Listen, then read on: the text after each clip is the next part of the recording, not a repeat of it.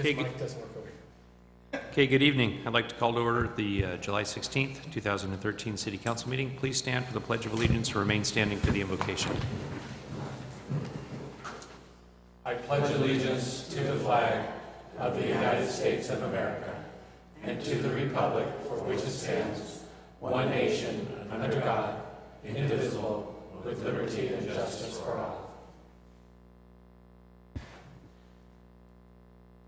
Dear God, help us tonight to make the right decisions on behalf of the people of Avalon.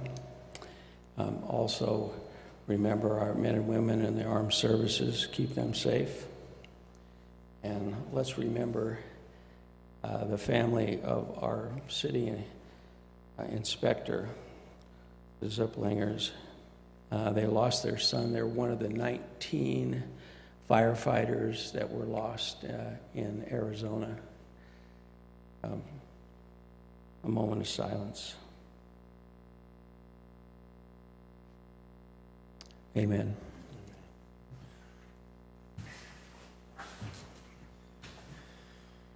Thank you, Ralph. Roll call, Denise. Councilmember Hernandez. Here. Councilmember Morrow. Here. Councilmember Olson. Here. Mayor Pro Tem Ponce. Here. And Mayor Kennedy. Present. And I have an announcement that this governing body will hold 3 separate meetings this evening. The Avalon Municipal Hospital Board of Trustees, the Avalon Housing Authority, and the City Council meeting, and you will receive no extra pay for any of those. Thank you, Denise. Do you have any other announcements? No. Okay. Michael? I have a few announcements. Kids Fishing Derby Wednesdays, tomorrow a.m., 7 a.m. to 9 a.m. on the Green Pier. Bring your own gear and bait and win great local prizes. Beach Bingo, Tuesday, Thursday, Saturday from 6 to 7 p.m. on South Beach. And Choices, Movie on the Beach, free. Next Monday, July 22nd at 8 p.m. on South Beach. And the movie is Tangled. Thank you, Michael. Any other announcements, Council? I've got a couple of things. Okay. One has to do with the Sheriff's Department. I've talked to our captain a few days ago about some things I've gotten out of the community. Historically, the people of Avalon are reluctant to talk to the sheriffs and any law enforcement. That's pretty typical. But what I'm here to say is we need to rethink that attitude. There was an article in one of the newspapers that was written by Captain Federal, basically pleading with the community to make a report. If you see something that doesn't look right, please make a report. There's a lot of ways of doing it. There is the Crime Stoppers telephone number, which is an 800 number, which keeps you anonymous. Just let us know. And here's the issue. I was told that, first of all, this time of year, historically, when the summer comes, a whole bunch of people, marginal people, who don't really care about Avalon, who are just here to do damage, steal things, sell dope or whatever, they come to town and they disrespect our community. And along with that, there are things that happen. I was told there was a report that somebody slashed someone's tires. A report. In my investigation, I found there was five tires slashed. So there should have been 5 reports instead of 1. Those reports are important because it allows the sheriff's department to staff accordingly. If we've got a lot of dirtbags in town, they may need to bring more people in to handle the problem. There was another issue with a couple of people grabbed a golf cart and went flying down the road and tipped it over and crashed, and one of the residents saw where they went, and told the sheriff's department. They were arrested, and they went to jail. So it's really important that that be done. You can't keep a secret. And historically, for years, I've told people, if you're afraid to talk to the sheriff's department, come and see me. I'll keep everything in confidence, and I'll relay the message to the sheriffs, or see anyone on this dais up here, and we'll protect you. But we need to know.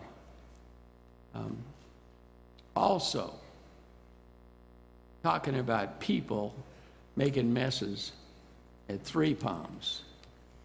I've been spending some time walking over Three Palms, and Wayne almost runs over me every other day. We pay him to hit you. Yeah, I know. Yeah, I know. So, anyway, but the 4th of July weekend, and it's not really fair to pick that one out because that's a real busy weekend.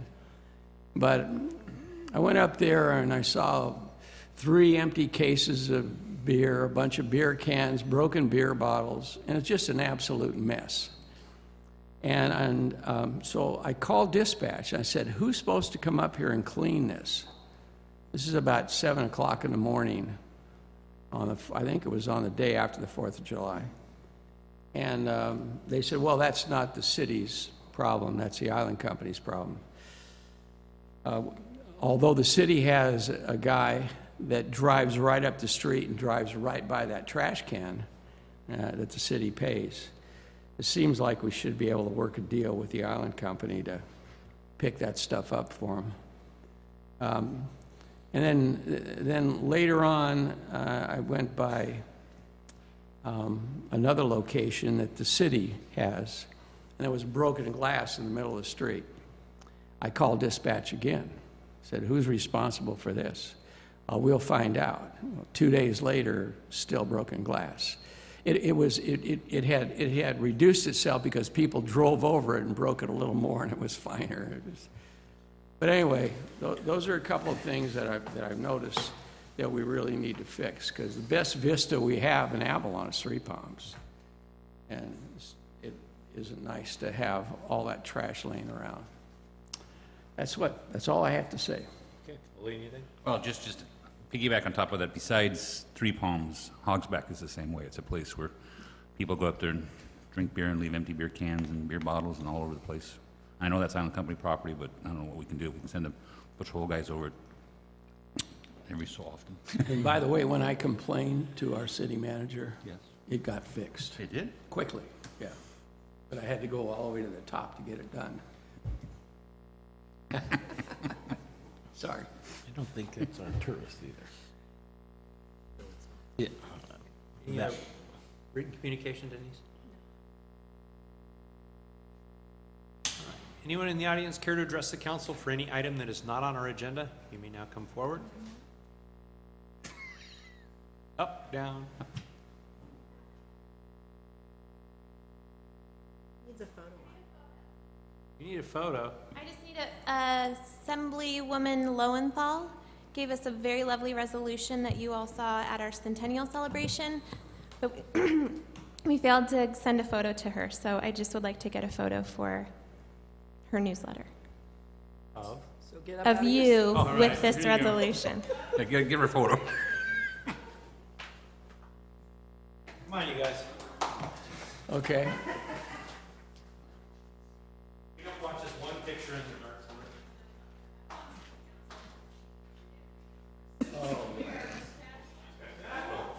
You wanted me to take it? No. Understood.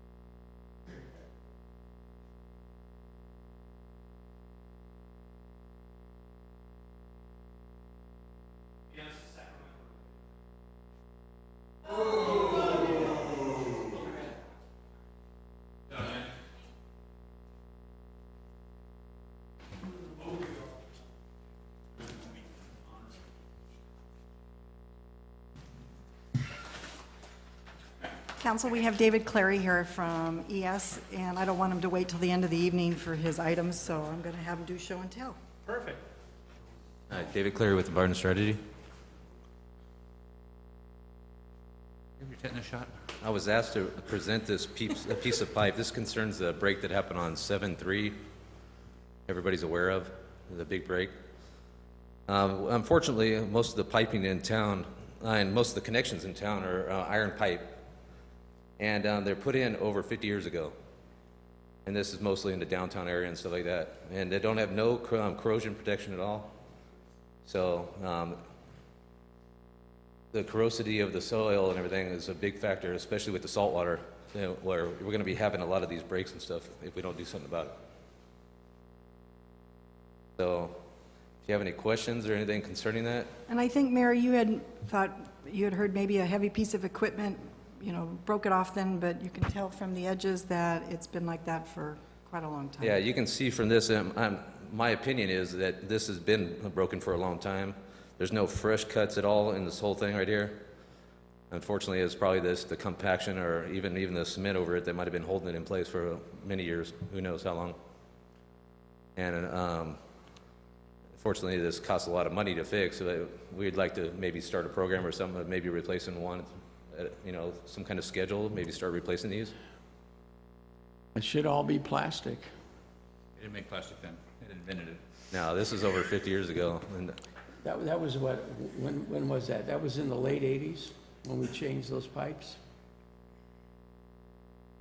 Yeah, I No. think somewhere around there, I don't know, probably have some records somewhere to tell us. well, the plan set that I have that shows all these, the fittings and all that, and the piping is from 1962.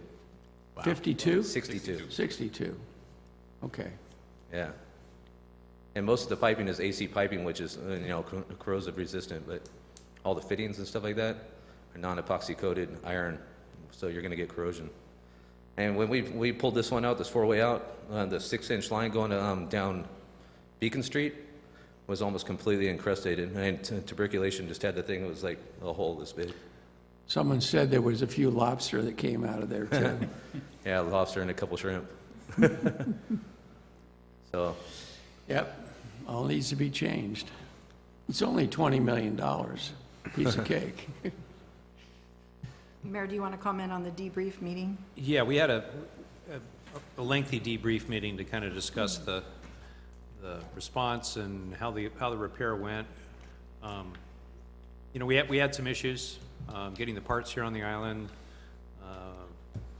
contacting the people that were going to be affected by, the loss of salt water for a period of time. Once the equipment and once the parts and everything were on the island, the repair took about 4 hours. I would like to thank those that were patient and understanding, but it's a difficult thing for us to do, particularly in a time of high visitor counts, to try to get the word out. So one of our goals is to try to put in play our reverse 911 system, which is really designed for emergencies, and technically this was, a fracture emergency, so we can do a better job in communicating with the public so they know what to expect. We identified a handful of strengths as the process went through, and we also discovered a few weaknesses that we're going to correct. The reality, though, is, we a few meetings back went through the discussion of rate increases and those kind of things, and I think the reality is that we're going to need to invest some money in the saltwater infrastructure. It seems that we have these catastrophic failures and breaks when there's a large demand on the system. I don't think we have a choice but to get in the ground and get these things out of there so we're not doing this repeatedly on holiday weekends and times of high visitor traffic. We have had some discussion as to ways to address this and handle this and come up with some sort of plan. The reality, too, though, is that this is part of our firefighting infrastructure, and the tuberculation inside this fitting was alarming. I mean, it was reduced down to about a 1-inch passageway within that fitting, and if they're all like that and we have a fire, we're in serious trouble. So we need to address this promptly. David, you guys did a bang-up job. City crews were down there till midnight doing their thing.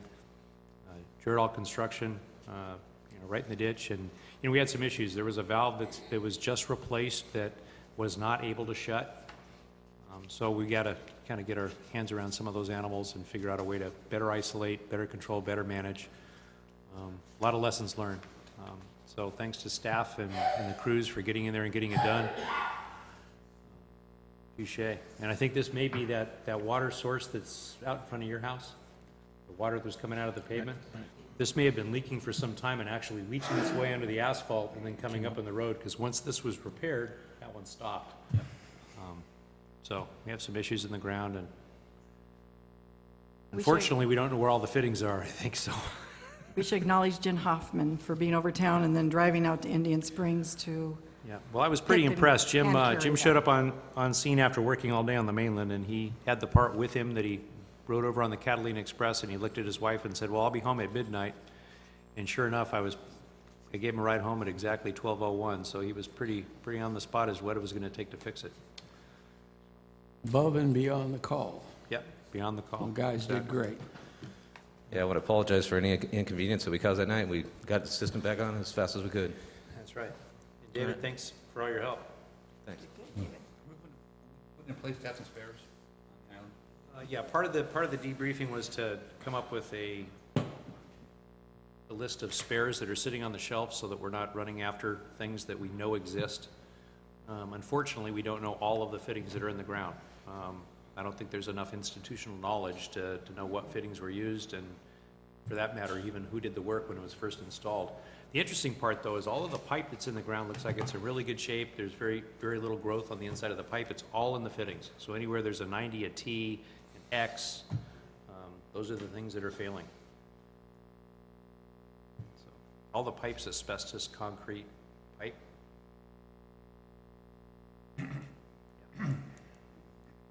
One more cough. All right. Presentations this evening. We have, we have to go to closed session oh, first. closed session first? Okay. We're going to go into closed session for a public employee performance evaluation. It's the interim chief financial officer. We anticipate about 30 minutes. Okay. See you in 30 minutes.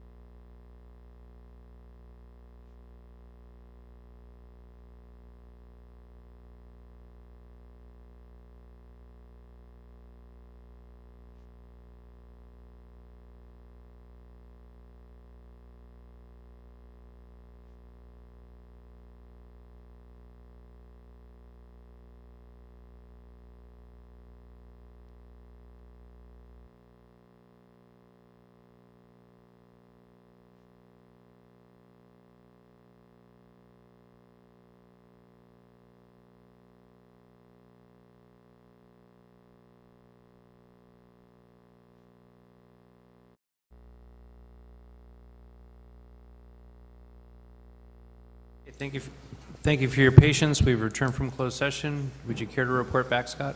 There are no required reportable actions under the Brown Act. Okay. We have the Catalina Island Chamber of Commerce to give us a presentation.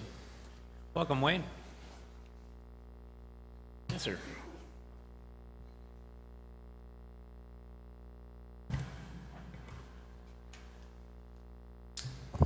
Thank you, and good evening. Wayne Griffin, President and CEO, Catalina Island Chamber of Commerce. And I wanted to share with you and the community the results of a visitor survey we actually took last August.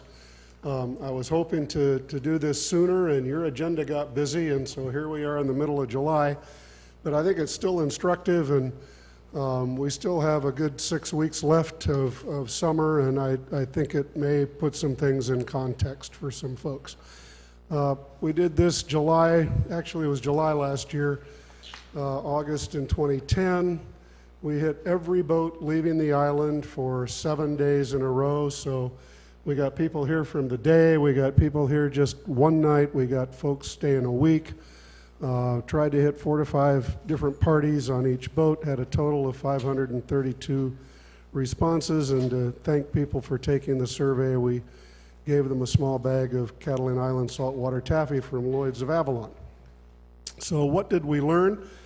How long before this trip did you decide to visit the island? And this was actually encouraging news. 1 to 3 months, the red bar shot up quite a bit, and so we're starting to see people plan a little bit farther out than they have in the past. The last couple of years, it's really been close-in planning, so it was nice to see people thinking about this ahead of time and actually making plans to come to the island, not just a whim the day before. What assisted you in your decision-making to decide to come here rather than someplace else? A previous visit is and has been the #1 response to this question, and just goes to show you if we can get somebody here once, chances are we'll get them back. Following right behind that is the recommendation of a friend or relative, and then a Catalina website. So if if you don't believe the internet is important in tourism marketing, this should help convince you of that. And interestingly, on the far right-hand side, Chambers switched a lot of our advertising from print to internet, and you can see now where folks are saying that one of the things that helped them was they saw an ad on the internet, very little on TV or radio or even newspapers. So the internet is where people are getting their information by and large. Select the description that most closely fits your perception of Catalina Island. We've been asking this for a number of years. This was a summer survey, so not surprisingly, a family vacation is the #1 response. But what has been a trend and continues to be a trend is people think about the island in terms of a relaxing getaway far more than they do a romantic getaway. Despite our local feelings sometimes that it's the island of romance, our visitors are saying it's more of a relaxing getaway. And we've even done this with folks that have never been to the island but are interested in coming, and we've gotten them to answer some questions for us and ask them this same question, even though you've never been here, what's your perception of the island? And give them these same phrases, and even they see the island as a relaxing getaway. And so our tagline for a number of years has been, relax, you're on island time. And the reason we continue to use it is because our visitors are telling us, and others, that that's the phrase that resonates with them the most. So if we see this starting to change, we'll think about changing the tagline. Why did you choose to come to Catalina instead of another destination? The #1 response was it's close. Not surprising, last year we were just starting to come out of the recession, so a close, easy to get to destination was on a lot of people's minds. We didn't specifically ask a question, did you come because of Catalina Express's birthday promotion? But we did a global search of the 532 responses for the word birthday. We had some open-ended questions, and we were able to cull out some responses from folks that came over on the Express's birthday promotion, and about 7.3% of our respondents said they did that. That 7% number matches pretty closely to what Catalina Express says the percentage of their travelers are traveling on a birthday promotion, so we think it's fairly accurate. And then the third most mentioned thing was they'd heard great things about Catalina. How long was your trip? This is consistent not only from 2010, but from every other survey we've ever done. About a third of our visitors are here just for the day, and 2/3 are here for 1 or more nights. And obviously 1 to 2 nights being the most frequent.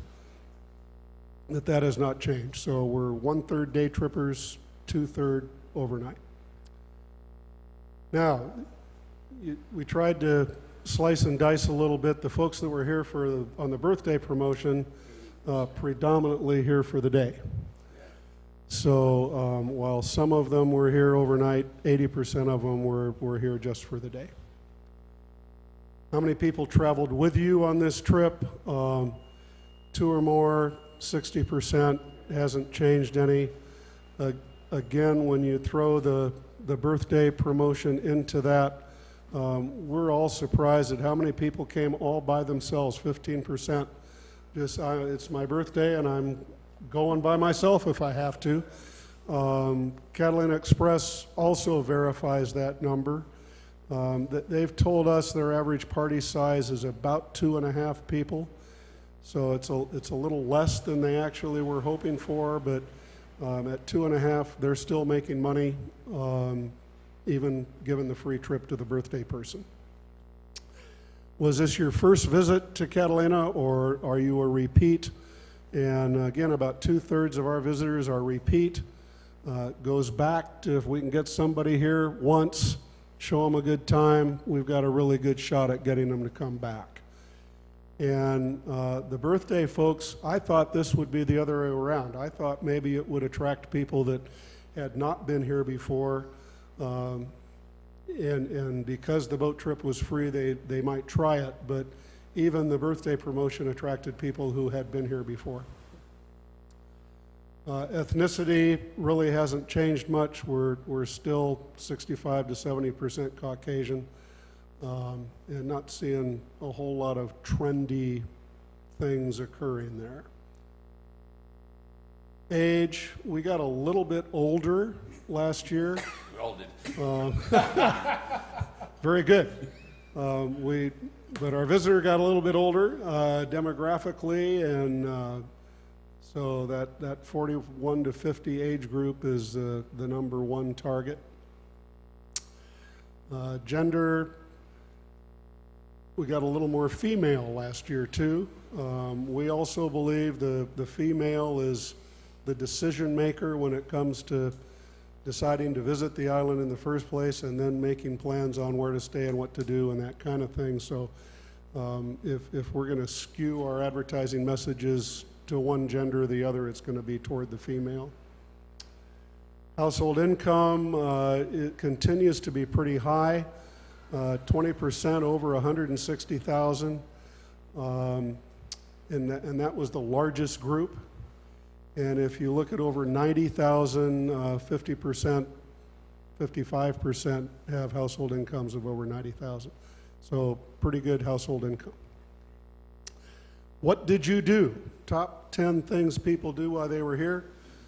Glass bottom boat, 14%. Went to the botanical gardens, and this is up, I think, from other surveys we've done. Played miniature golf is way up from other surveys we've done with the new course.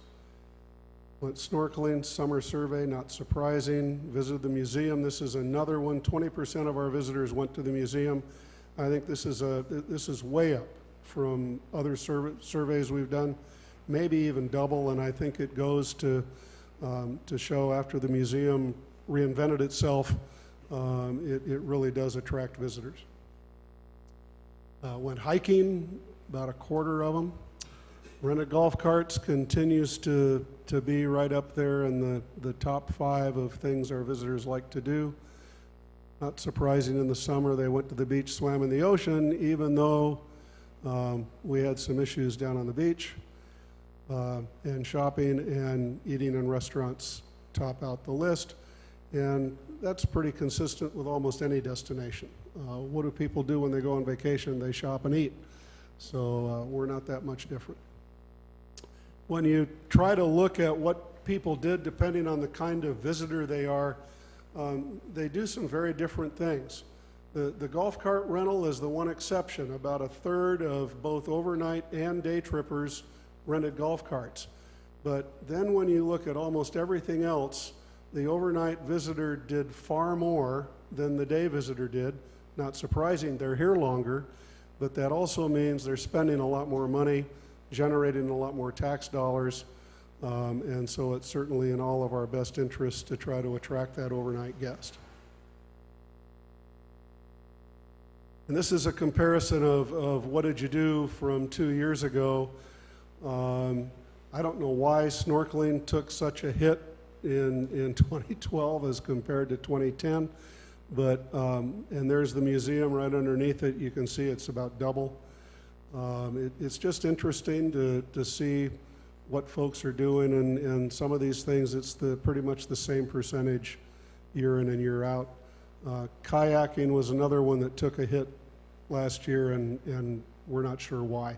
Could have been all the construction going on out at Descanso Beach, and it was difficult to get out there and do that. Then we asked a whole series of questions about quality and value. And so we asked them to rate the quality of each of the following, and the first one was tours and activities. And this is really encouraging news. You'll notice the excellent shot way up in 2012 over 2010. And so we've moved those numbers from just being good to far more people thinking they're excellent. Same kind of thing is happening with hotels and lodging. It's lower percentages because the day trippers didn't use this, but still we had more excellence than good, or more excellence than we did last year, 2 years ago. Same thing with restaurants. The excellence shot way up, and the fair and poor are way down there. Shopping, similar trend. So we're doing a good job of providing a quality experience for our visitor, and they're telling us that. Boat transportation has pretty much always been the highest in this category. And this is transportation on the island, and again, a lot of people just don't use that. Once they're here, they walk. Customer service is another great example of improvements we've made.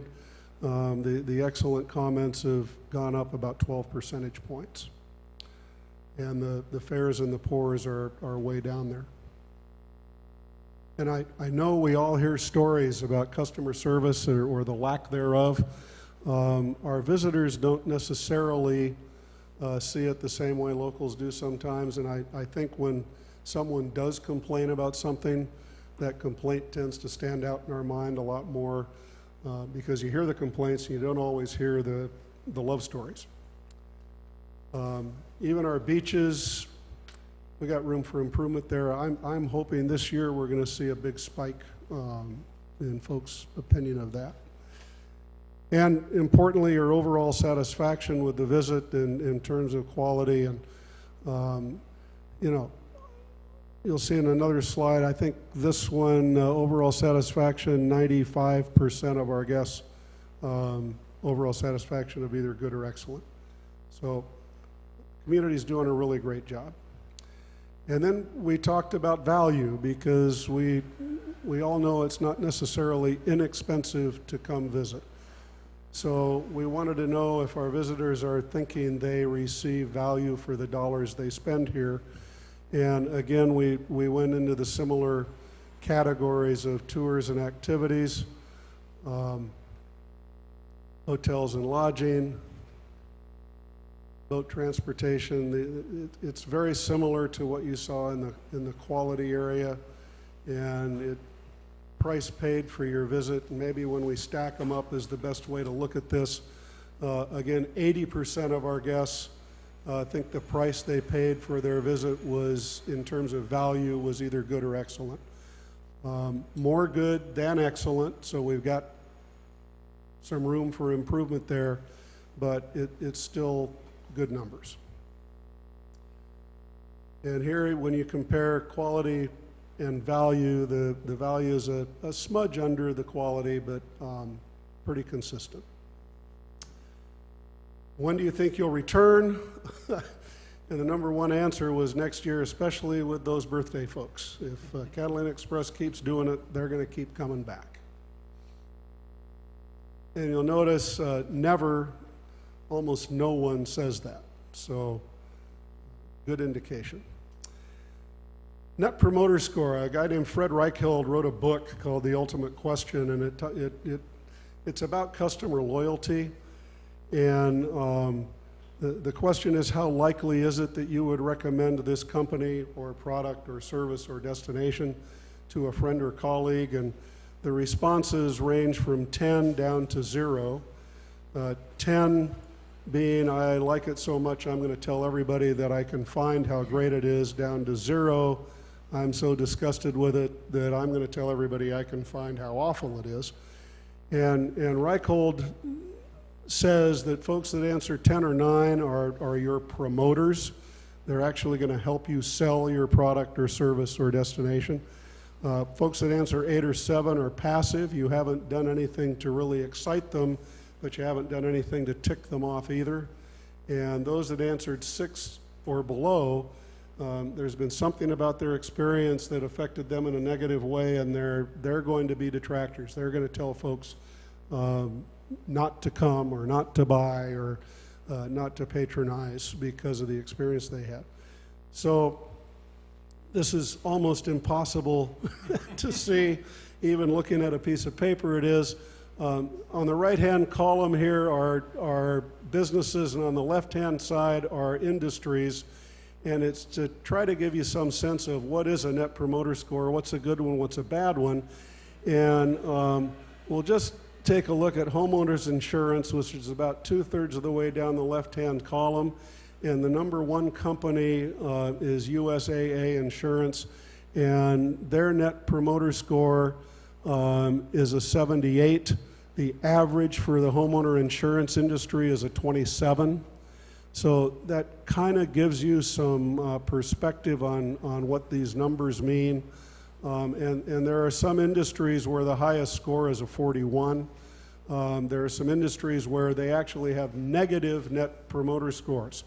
There are more people that are walking around saying bad things about those businesses than there are good.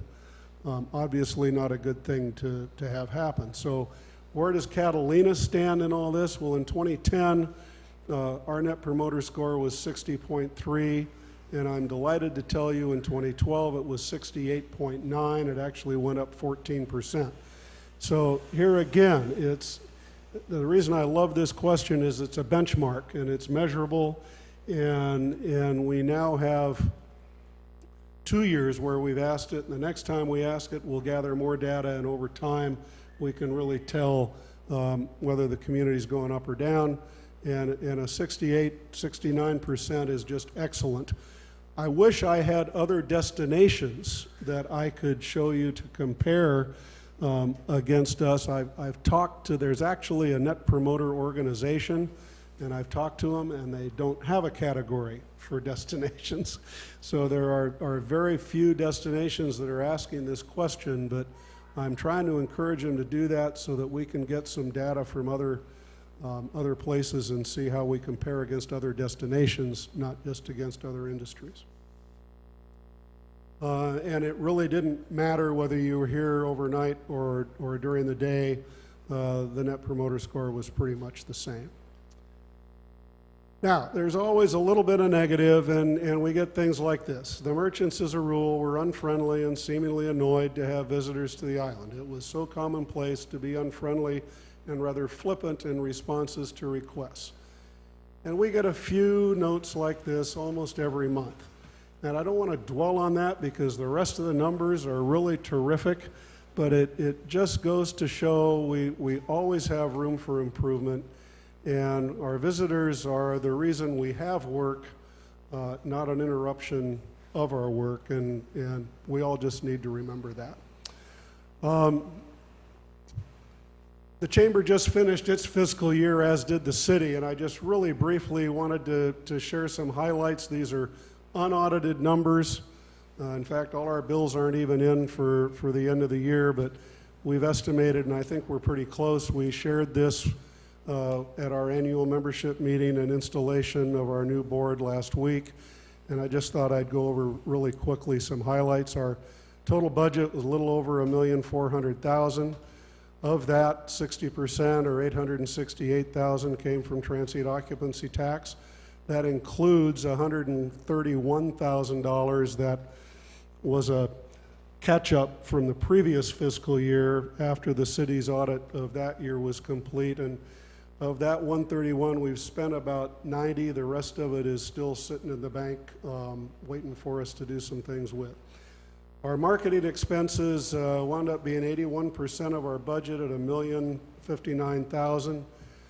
So you can see we took the city's $868,000 and we added about $95,000 to it and leveraged your money about another 12% to create $1 million marketing program.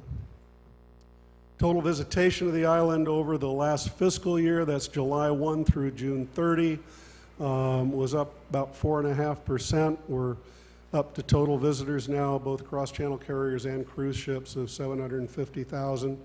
Our peak was around 850, so to 900,000. So we're still 100 to 150,000 below where we were in the year 2000, but so is everybody else.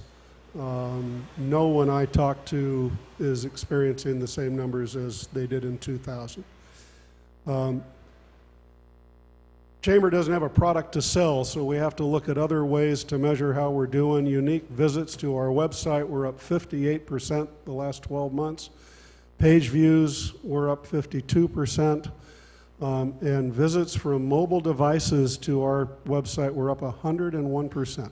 They doubled, and now 27% of the traffic to our website is from people using a mobile device, smartphone, tablet, iPad, something like that. Why is this important? Because we're now planning on spending a lot of money this next year to make sure our website is mobile friendly. It's partly there now, but we need to go the rest of the way and fix some things, because those 27% of people that access the website on a mobile device, if they can't read it because it's so small, it hasn't been optimized for a mobile device, they're going to go someplace else. And this isn't just true of the Chamber's website, it's true of every business in town. And if you notice, Catalina Express has kind of done what the Chamber's done. I just accessed it on my cell phone this afternoon, and the home page is optimized, nice, clear, big menu choices, and I hit schedule, and then it pulls up the same schedule that's on their website. And on my phone, it's really tiny and hard to read. So all of us need to think about how our websites look on a mobile device, because if our usage doubled this year, it's probably going to go up 150% next year. And we're going to come a time where 60 to 75% of the traffic to our websites is going to be from mobile devices rather than desktop computers. And if people can't read the stuff that's on there, we're going to be in big trouble. So key bit of data. Social media. Back in January, we hired a new employee. During the recession, we laid 2 people off, and we were finally able to bring somebody back on. And this person, Amelia Lincoln, has been with us since January 10th. And part of her job is managing our events. The other part is managing our electronic communications. And so she's been working on Facebook and Twitter and Pinterest and all these other things. This was a post we put up this afternoon. I was down on the pier, and it was just such a gorgeous day, and the beach was full of people, and the water was full of people, and I got this shot. And Amelia put it up on Facebook, and within an hour, we had 215 people liking it.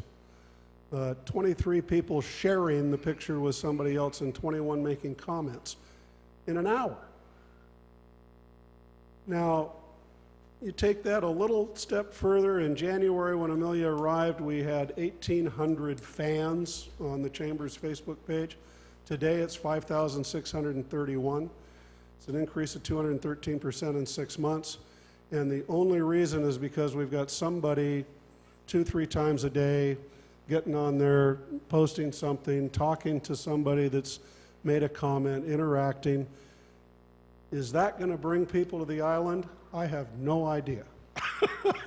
And I don't think anybody else does either, but I know we have to do it. And I know we've got people on our Facebook page, looking at the kinds of things we post on there in way bigger numbers than we did 6 months ago. So something's working, and it's worth the effort. This really, especially this post today, in an hour, to have 213 people look at that picture and take the time to say, I like it, I think really means something. So that was a really quick overview of our last 12 months, and we'll have our auditors in probably in September, and when we get finished with that, we will make a formal report to you. Any questions?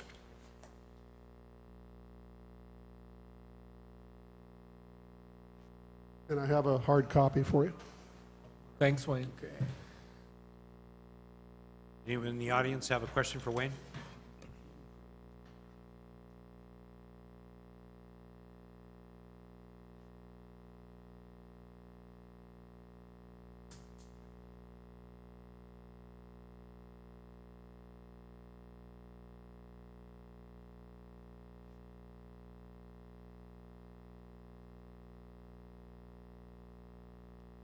So we jump to the Hospital Board of Trustees meeting.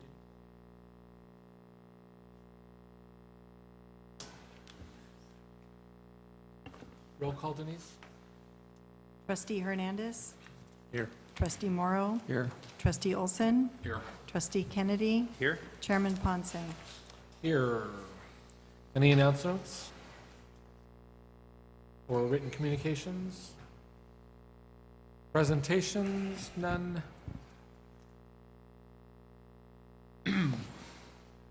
Would anyone care to address the hospital board at this time for anything that's not on the agenda? Seeing no one, consent calendar. We have 2 items on the consent calendar. The first one is the approval of the actions from the June 18th, 2013 Hospital Board of Trustees meeting. The second one is the CFO's financial statement for May of 2013. And that is to receive and file the report. Would anyone care to pull an item, discuss an item? I'll make a motion to approve the June 18th actions and receive and file May's report. Second. Call for a vote. General business? Wait. Oh, sorry. All ayes. General business? Is any of this, Any? is any of this posted on the website, city website? Any stuff from the hospital board? Denise? The agenda is, I The don't agenda is? put on all the staff reports. We don't, or budget or anything for them on the city website? I Would could it be do it. would it be possible for that to be done? Yes. If we could have, that's all. Let's see if we can do it. Thank you. Anyone else? Then we're adjourned. Why don't we move to the Housing Authority?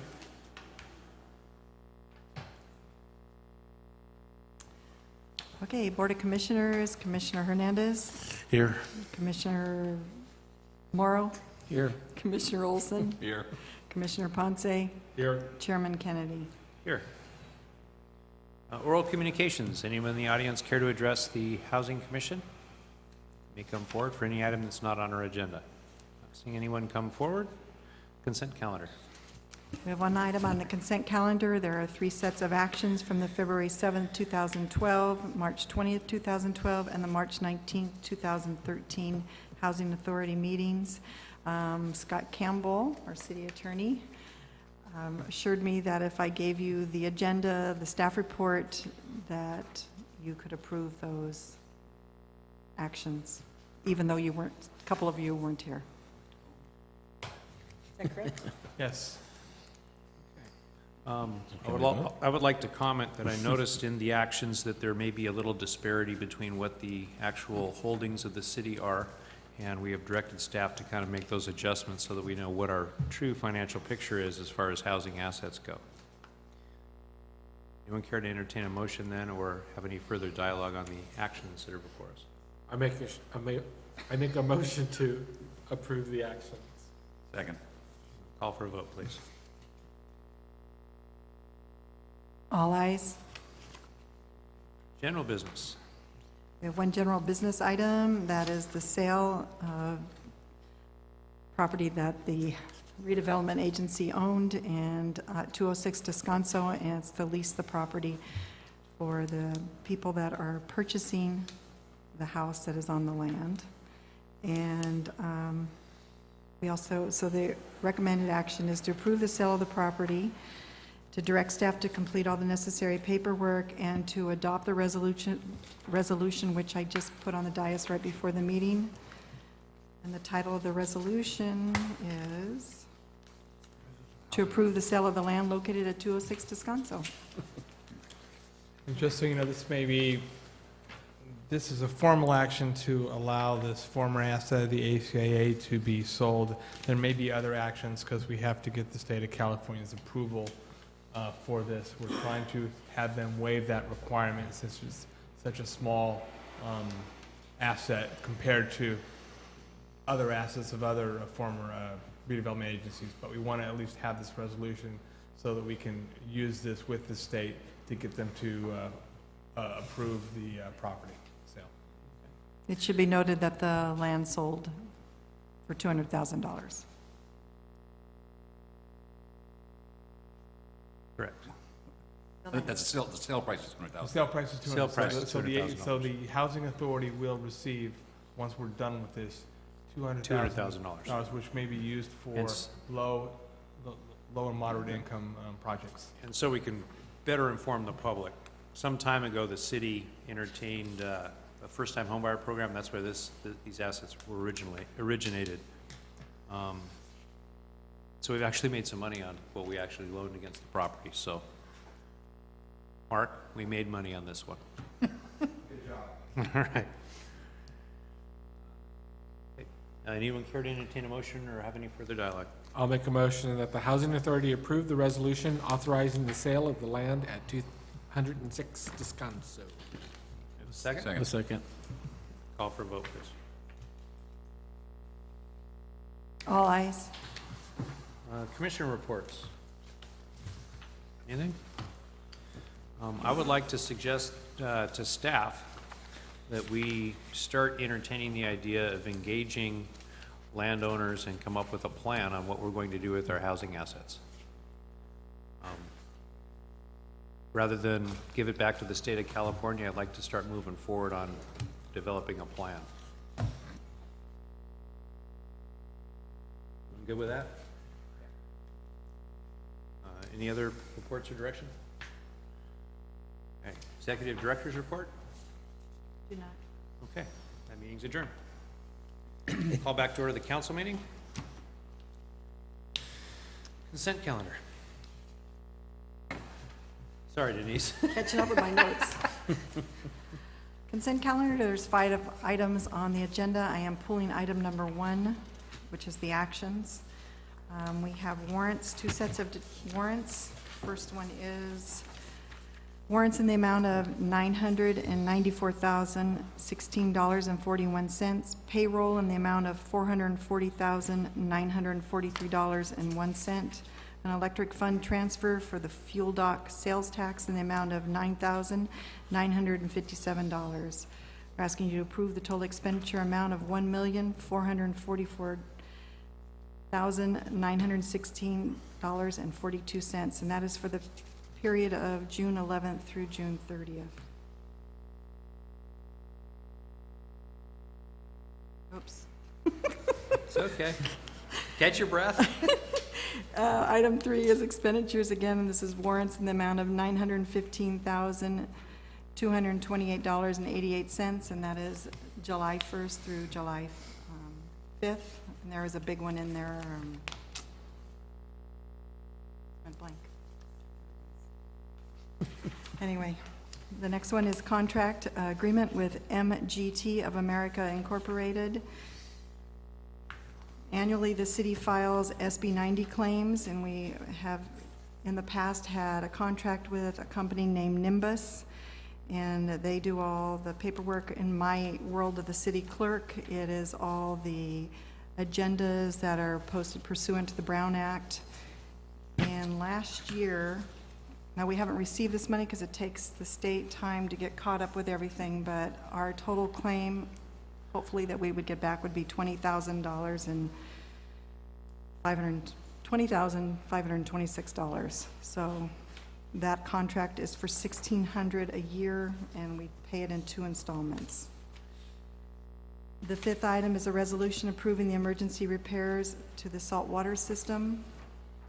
We are asking you that you will determine that an emergency existed and ratify the action by the interim city manager to undertake the emergency repairs to the saltwater break and system. You authorize the expenditures, which we do not have them in yet because we haven't gotten all the bills, for these repairs to be funded by Budget Fund 113, which is the Saltwater Infrastructure Fund, and to adopt the resolution authorizing emergency repairs to the saltwater cross valve located at the intersection of Catalina Avenue and Beacon Street. A four-fifths vote is needed. And the Public Contract Code allows for the City Council by resolution to approve these repairs, so we didn't have to go out for a bid. Thank you, Denise. Any member of the audience care to discuss any of the agenda items that are before us on consent calendar?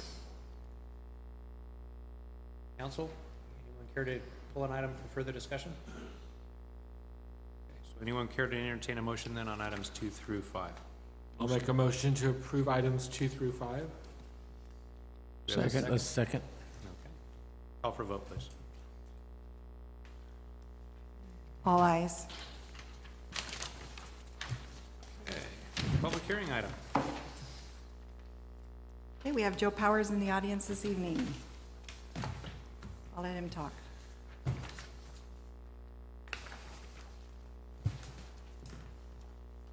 We're going to try to set up a little PowerPoint. We need to make a little computer switch.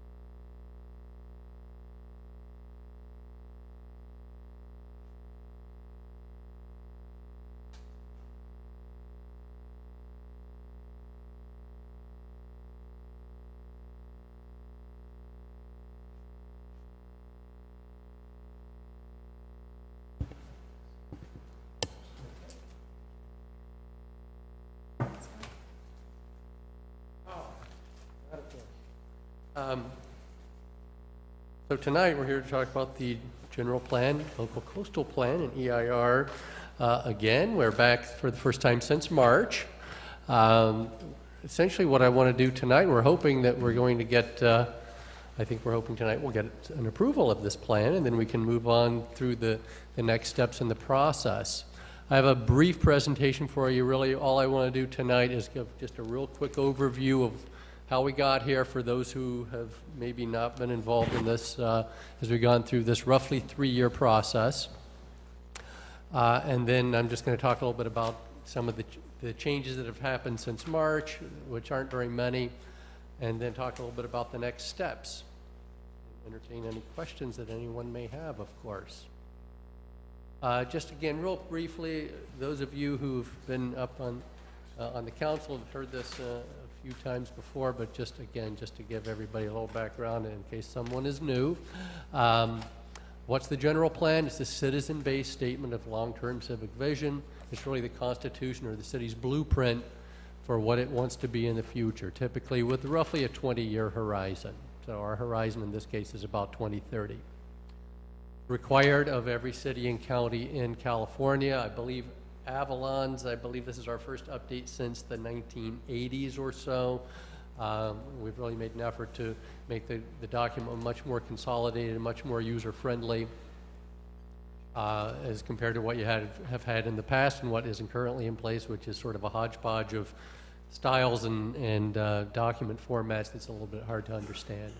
So there are 7 required elements in the general plan: land use, circulation, housing, conservation, open space, noise, and safety.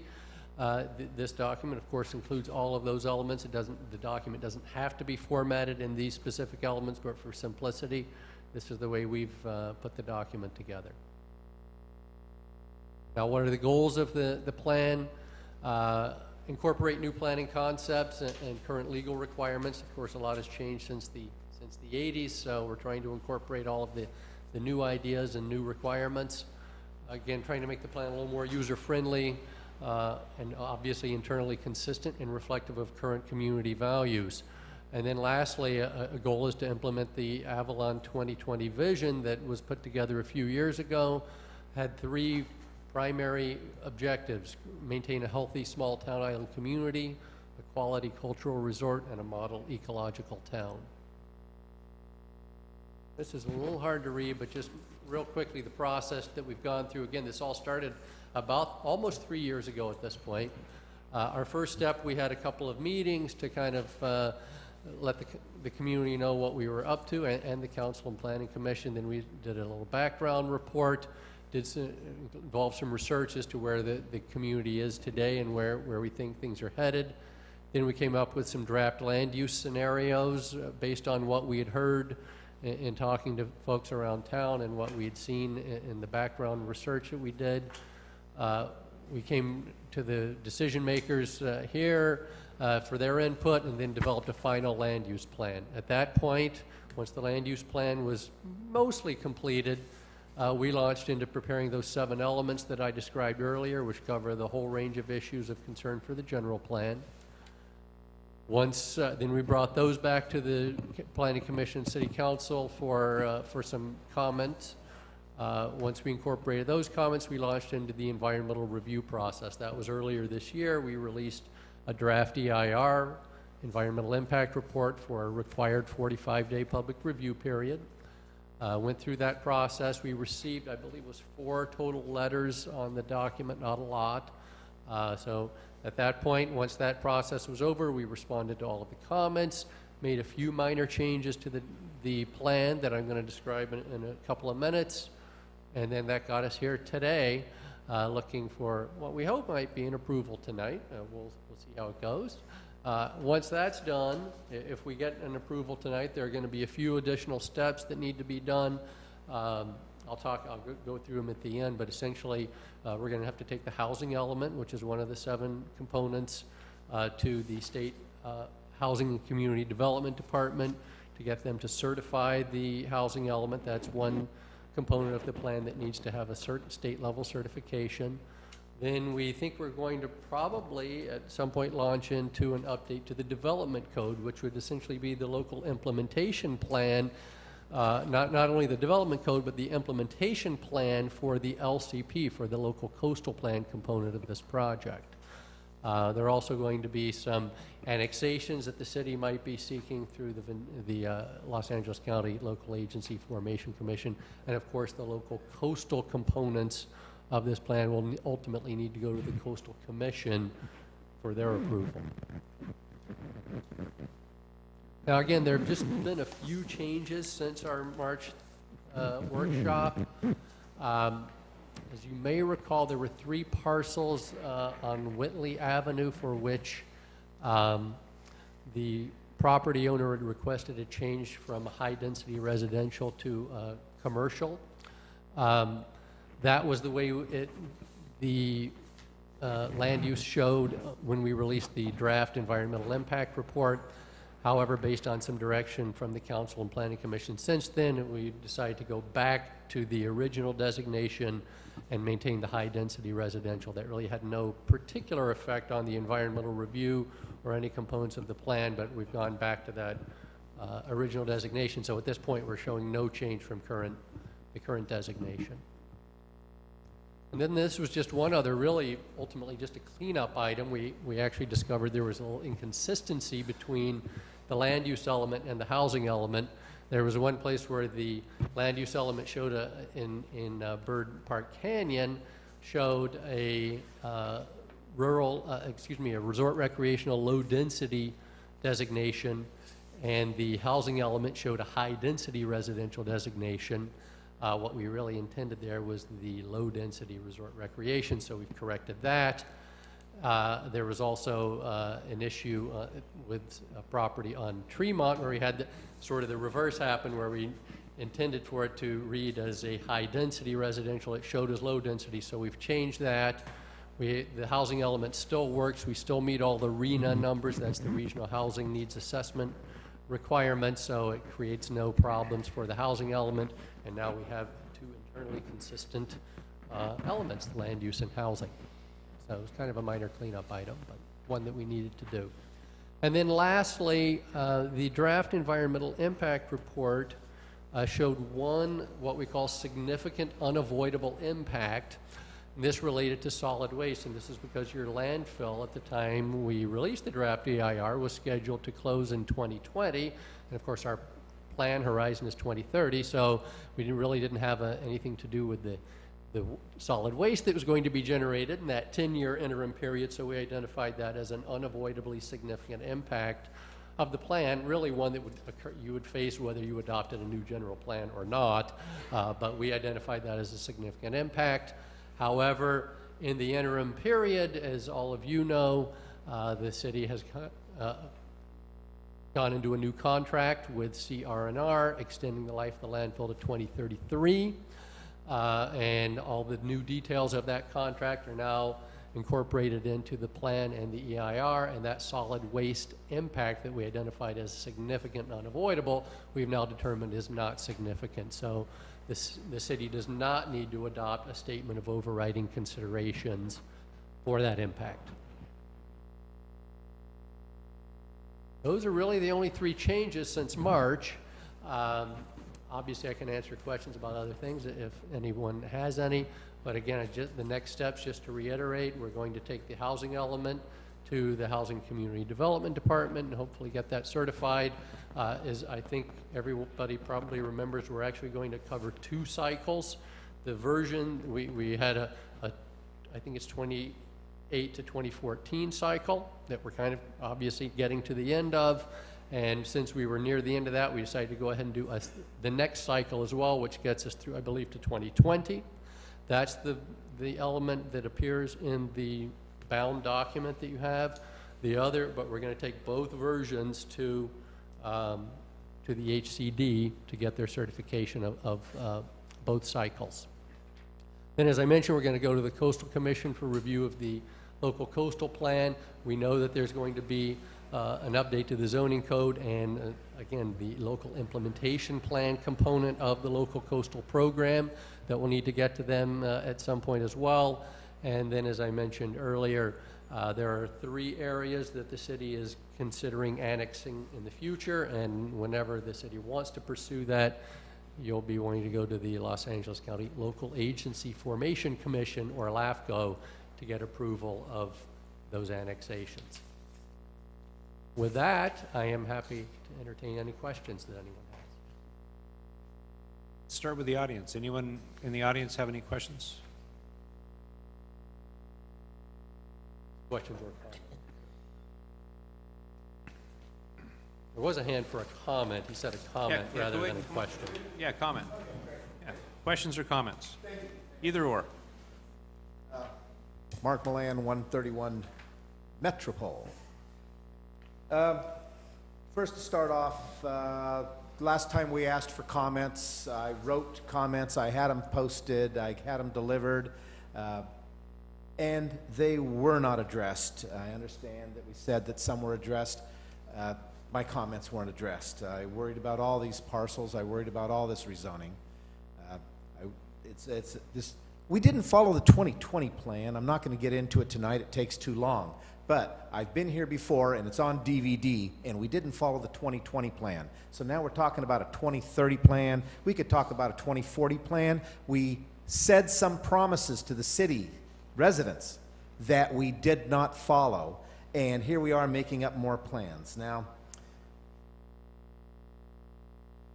I enjoy the Island Company. I'm not to say that. They do some phenomenal stuff for the city. It's been great to see the changes in Avalon recently. But when I look at the new plan about the new zoning,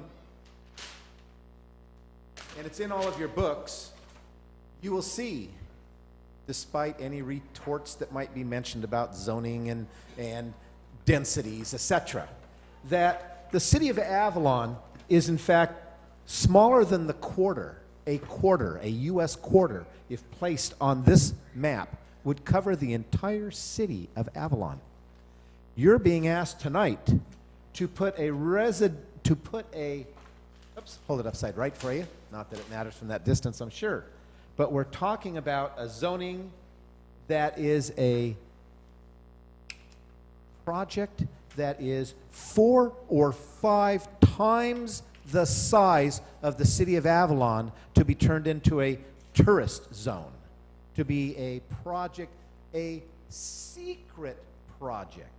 I believe that before the zoning is changed on one's land, before they ask for the zoning change, they know what they're going to do with that land, or why would they bother to rezone it? It would make no sense to have your lands rezoned if you didn't know what you're rezoning them to and why you were going to rezone them. So what we have here is an opportunity to stop tonight something that is 4 or 5, perhaps because the acreage is unknown and can't be declared at this time, even though people own it and have worked on it for decades. It could be 6 times the size of Avalon being turned into a tourist zone, to be turned into a tourist project. You might call Avalon Land, maybe it's Avaland, because it would be like another Disneyland, but in Avalon. And I'm saying, is that really what we want? We're in a water rationing all the time. Just stop all the rezoning of stuff. Let's figure out, we've got some basic problems. We're in water rationing more years than we're not. We have no water.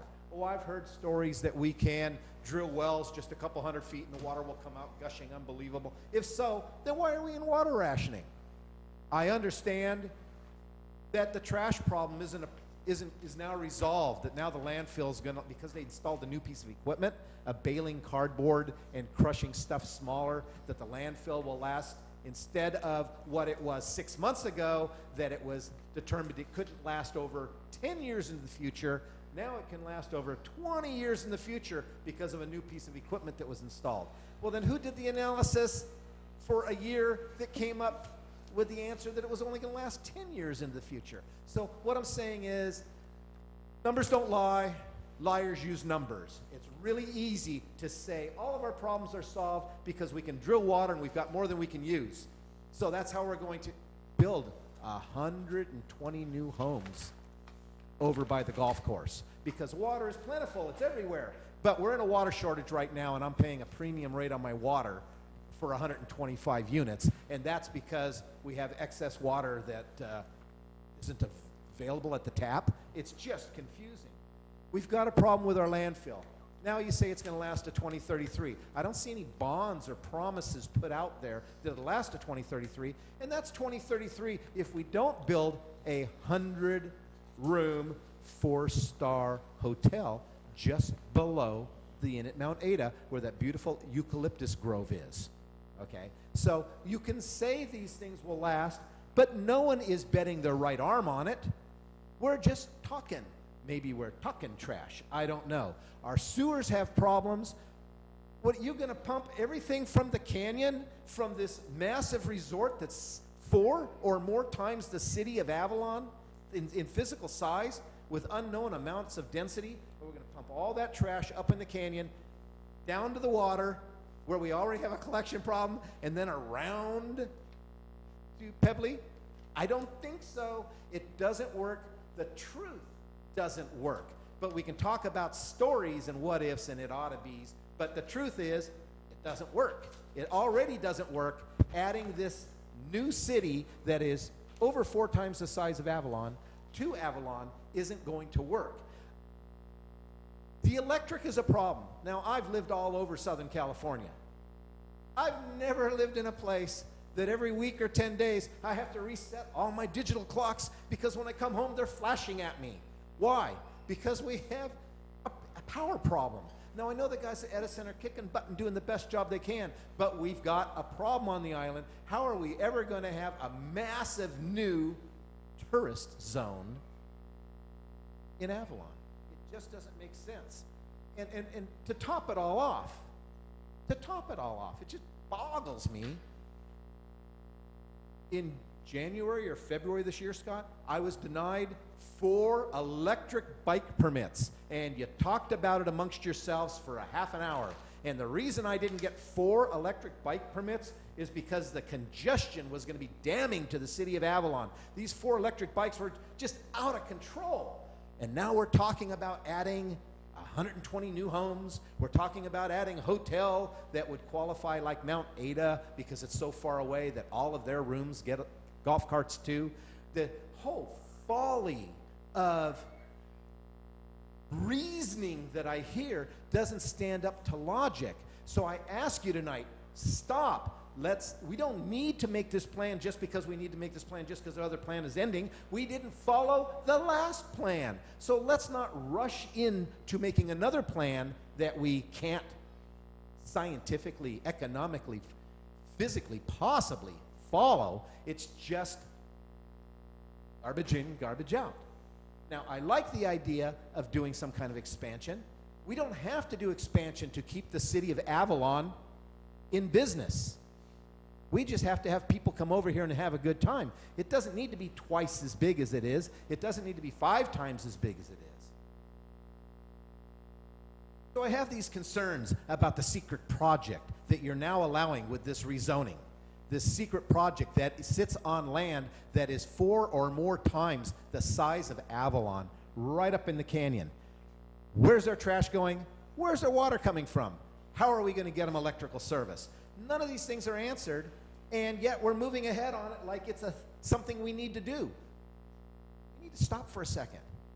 We can take the 2020 plan we never did, the rules that we didn't follow, that promises were made by the prior councils that the citizens relied on, and we can just say the 2030 plan will be the 2020 plan, and we can finish doing the things that you promised the people 20 years ago. So with that, I ask you tonight, stop.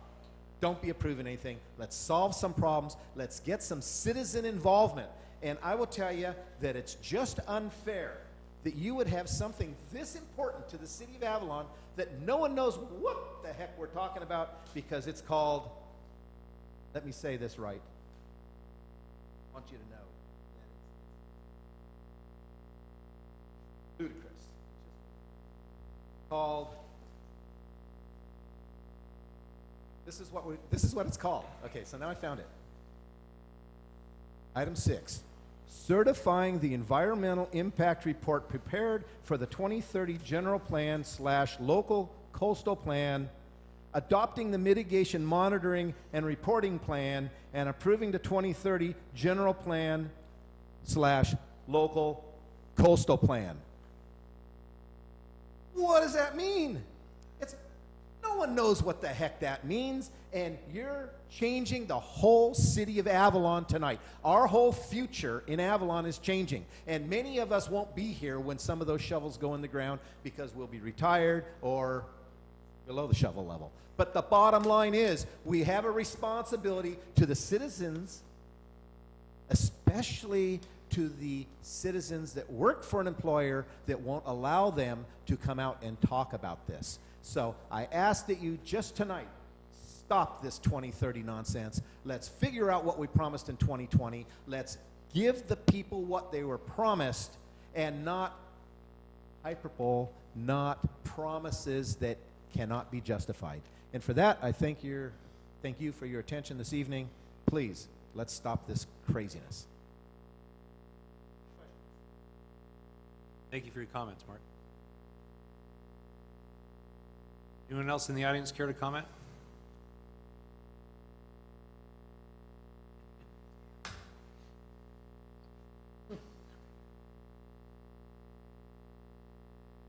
Just so the public knows, this is a general plan. It does not change any of the zoning in the city. It does not approve any specific project in the city. It is a general plan. Every zone change needs to come before the Planning Commission and the council for approval, public notice to, it's in the newspaper. Every specific project has to go through a separate approval project. What this general plan is a state mandated plan that we are under a state request from the department, from the state to update our general plan, which was last updated, actually it was 72, was the last time it was redone. So we are under state requirement to update this general plan. It does not specifically approve any zone change. It does not approve any project. Those have to come individually before the Planning Commission and the City Council. And I would note that we've been doing this for 3 years. We've probably had 10 hearings before the City Council and Planning Commission meeting, including joint meetings. And I would just also indicate for the record that we actually, with respect to the landfill, that was something new, and we have an agreement with CC&R that they have to extend it, and if they don't, they have to pay every dime for transporting garbage off the island, and it's in a contract agreement that they have to. So there is actually agreement. So that's all I have. Okay. Thank you, Scott. Yeah, I think it was important that everybody understands this has been, as Scott mentioned, this has been a 3-year process, and we have had numerous public workshops. It is true, we have not had lots of attendance. We've tried to get people to come out through various means, advertising and whatnot. We have not had great attendance. We have had some people at each of the workshops and people that have participated. But yeah, we've definitely tried to get people involved and educated on the process, and have provided opportunities for input throughout. Anyone else in the audience care to comment? Discussion from council? I would just like to respond to Mark. Mark, we have spent 3 years putting this document together. And as has been said, we've had numerous hearings with both the City Council and the Planning Commission and the community that came in as we went through every element, housing, environmental, traffic, the whole thing, down to minute, if we were going to extend the business district up Sumner Street. So this was a 3-year process. This isn't something that's just been thrown at people. And also, as Scott said, this document doesn't approve anything. It lays out the general plan for the next 17 years. 17 years. Each project that gets filed will go before the Planning Commission, is appealable to the City Council. The mitigation needs to be made, it'll be made. And I don't think there's anything secret here. It's fairly public.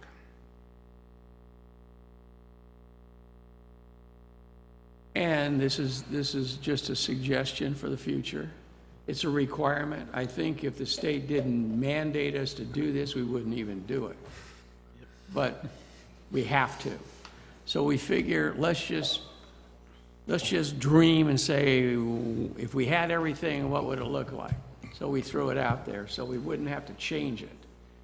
The chances of this happening in the next 20 years is about 1 in a million, okay? Every single project, there's going to be many projects within this that will be well vetted right here. And you'll have your chance at every single one of them. And, but this is a good guide for us because we've got to really get serious about renewing our infrastructure. It's fallen apart big time, and we're running out of money. We got to go get some grants, and we've got to start getting real serious about that. I've been working behind the scenes on eliminating the landfill.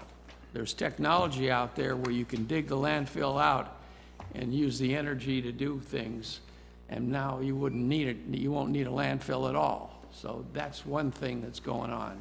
There's other things that are happening with Edison, and so this doesn't mean much. It's just a requirement to satisfy the state.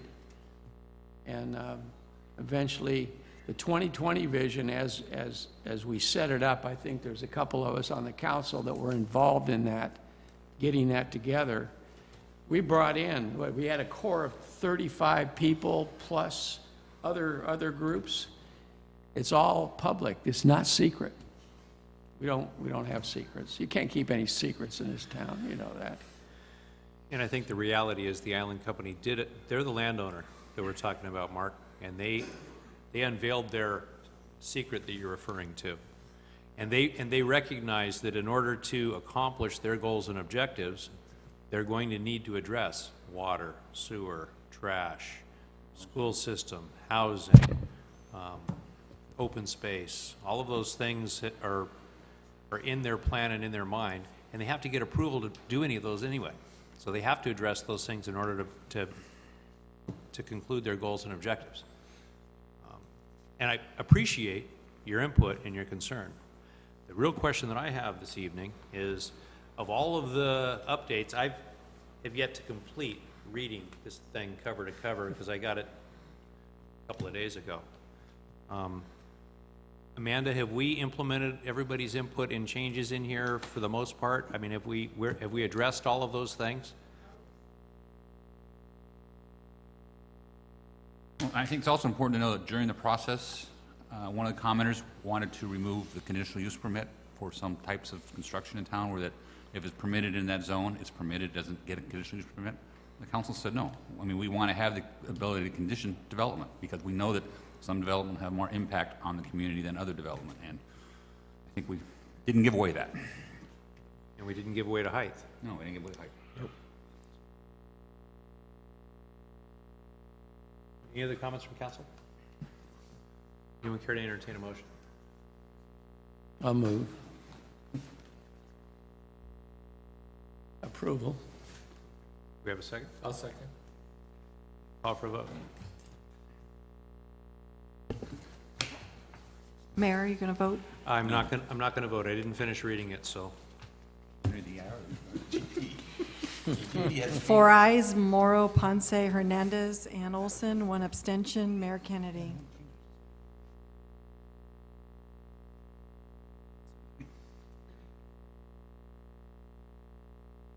General business. Currently exists 1 vacancy on the Planning Commission. It was vacated by Jessica Parisi, and her term expires June 30th of 2014. We have received 5 applicants: Brock Goslin, Cynthia Morris, Katrina Awalt, Peter Dixon, and Jerry Dunn. The municipal code provides that the mayor can make this appointment with council's approval. I did a short straw poll here at the dais, and we have some very strong candidates, and I would like to appoint Jerry Dunn as a planning commissioner. Here to support that. Works for me? What? You got 3, don't you? Yes. No. No. Public comment? Public comment? Anyone in the audience care to comment? What is that? What's that? Okay. Item number 8. We should have a formal vote Oh, on this. call for a vote, please. 4 ayes, Kennedy, Ponce, Hernandez, Olson, and 1 no, Councilmember Morrow. Okay, item number 8. It's amending sections 6-6.13 of Chapter 6 of Title 6 of the Avalon Municipal Code regarding water conservation measures. In the staff report, I reported on how we got to this point. In 2001, the City Council determined that an emergency shortage of water existed and the enforcement of freshwater rationing plan was necessary, and that's the code that currently exists in our municipal code. Then, in May of 2010, we were notified by Southern California Edison that the tariffs had been changed, which is the current schedule 14.1. At that time, they did notify us, but it was determined that our ordinance was stricter, and we wanted to keep it in effect. Well, now that we're at phase 1, Edison contacted the city so we could establish a meeting. And before this meeting took place, they had sent out all the flyers and everything notifying residents of what phase 1 was, to let residents know when they'd be breaking the law, but it does not coincide with our code. So here we are today with this, but I want to make sure you noted the correspondence I had today with, actually yesterday, Ron Height reached out to me. He is the district manager of the plant out there, and he has asked that we would consider holding this over because he had some changes he wanted to make to the tariffs, and it was regarding the sprinkler system, which was in item 5 and 11 of Schedule 14.1. So it's up to you, council, to discuss it and determine if we're going to introduce the ordinance and waive all further readings. And I wanted to note one more thing, in that the ordinance also, which our code doesn't address, it addresses the stage 2, stage 3, and stage 4. Ron wanted to hold it over? He did. Let's hold it over. He says, I'm concerned that if you begin the readings of this tonight and a few words are changed over the coming weeks to fix this, we'd still have inconsistencies. Any change in making this, they want us to hold it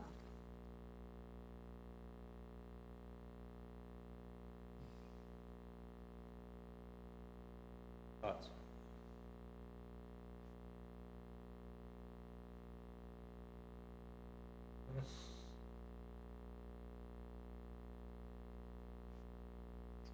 What is the downside if we don't? I guess there's not really.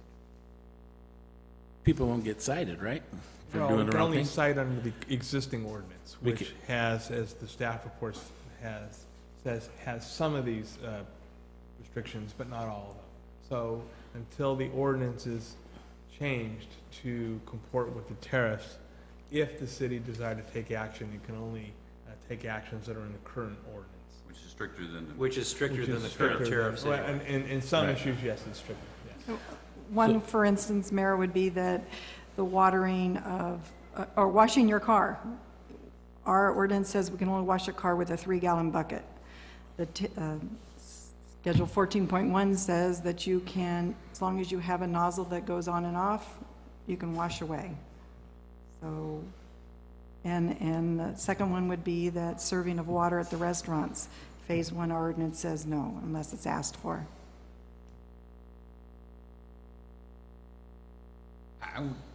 Why wouldn't Edison like our Yeah. ordinance more than their tariff? I'm not so sure that they don't like it, just that they went ahead and, so the public knows what Edison says. I mean, we can always say, But no, that's- these are the code we're going to follow, and we re-educate the public. Well, I think our code is more stringent than, We have more teeth. it has more teeth in it. But frankly, I'd like to add some more teeth to it in another regard. I think if Edison has in their process and policy that they're to produce 180 acre-feet of desal water, 130. or whatever it is, whatever the number is, that they're required to do it. Had they been doing this all along, we wouldn't be sitting here dealing with this. That's the reality, so you can send that little note back to Ron Height. So- Tell him that's gonna be my suggestion. So, yeah, so the longer we put it off, the more water gets used, right? If we don't do anything tonight? Well, the less water gets used. Yep, well, I mean, they're- hopefully. In the If we real enforce world. our ordinance, less water will be used. Right, right, that's right. The one that's currently on the book. Right, we stay with that. We stay with that. I agree with that. So then is direction to staff to let the public know what the code really is. I agree with that. Let's stick with that. Urge Ron to amend his tariff to match our code. It would be nice for them to And to communicate with produce- us and a the- little. And produce the water that they're required to produce. It'd be under- nice if they That would only communicated. happen if the RO plant was online. Right. Yeah. You want me to make that a misdemeanor if they don't? How about a Just felony? kidding.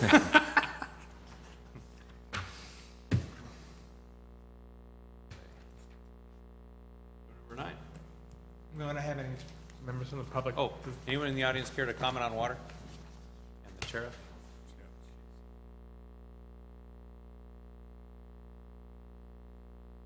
Kevin Striggy, 129 Olive. Bob, I think you hit on this before, and you were this close, but this is a bigger, we've got bigger issues here, you know, as to, I don't think the incentive is there, you know? I mean, why wouldn't they want to go into rationing? You know, let's think about this, is, you know, can we drill another well? Can they run the desal plant? Can we stay out of this, you know? I think it's time, and I don't know how we do it, but we get together, we got to start asking the right questions, I think. And like I said, Bob, you were real close here about 3 or 4 meetings ago. I don't remember what it was, but the whole idea about, you know, we're basing all of our rationing on a bucket that's sitting up there, and we're filling that bucket with a well or rainwater, correct? And so if the bucket goes down, what does that mean? It means either the rainwater isn't coming in, which we can all see that, or the well isn't putting in enough water anymore, you know? Well, is it that there's not enough water in the ground, that we can't bring it up, or we just don't have, the faucet isn't big enough, you know? And here we are, we're basing everything we have in this town upon that. And boy, whether it's new construction or it's we can get served water at a restaurant, you know, that's what it's based upon. And God, maybe I'm all wet. I don't know. No, you're but- not. That's the problem. You're right on the mark. The reality is it's based on unfound science, for one, and based on a measurement of a reservoir that has impact on the aquifer, but no known impact. We have an engineer's report that says 35% of the product that gets pumped out of the reservoir towards town is lost. They don't know whether it's lost on this side of the ridge line, it's going back in the aquifer, or if it's lost in the infrastructure here in town. And we have the fox watching the hen house. The reality is we need to fix the problem.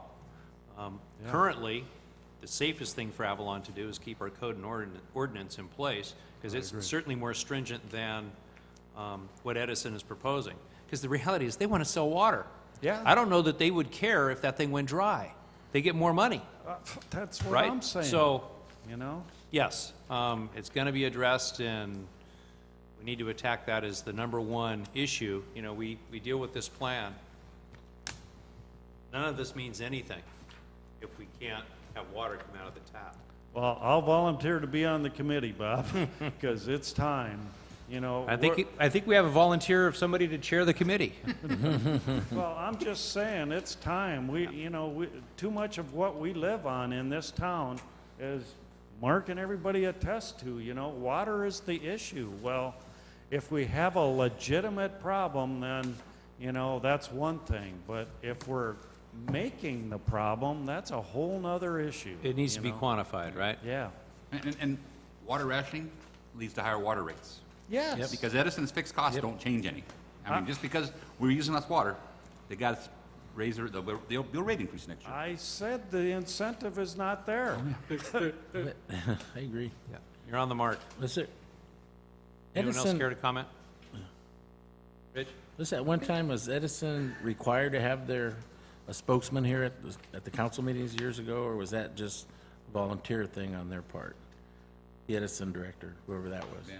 I think that was volunteer. Was that just a volunteer? It And might when they be- had things to say, Mr. Height was notified that it was on the agenda this evening. It would sure be nice maybe to invite them to a couple of council meetings so we can get the straight up stuff. Can we on it. invite? It would be kind of nice to get straight We up should questions be able to from them. invite them over. The right answers, anyway. Explain to the community. Would you like explain to me to what's going extend an on? invitation to Mr. Height? Yes. I would think that would be nice. Or we can get the real skinny, maybe? Right, Ben.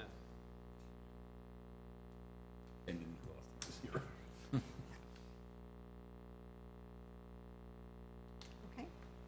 Okay, now on item number 9. Item number 9, this is a discussion on the taxi stand on Crescent Avenue. A letter was received by the city council, and I was told by council to put this on the agenda as an item of discussion. The letter stated, in summary, that if council would consider removing the taxi stand from Crescent Avenue and eliminating the parking of the cabs in the circle area.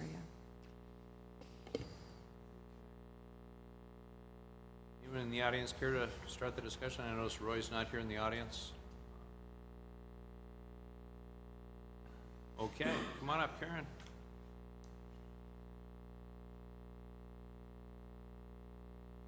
Karen Haig, 342 Descanso. So I don't know what to say. I'm kind of flabbergasted. From whence did this come? I don't understand. I would prefer it not, you know. But I don't even understand why. I don't understand. Maybe because I thought you guys were going to have the discussion and I was going to figure out what's going on. Okay, why don't we start discussing it then, and then you can figure out what's going on and enlighten us as to... That would be good. Ralph? So, when we originally voted on this, it was a 3-2 vote. And the vote was to approve it and take a good hard look at it for a while, but it's only temporary.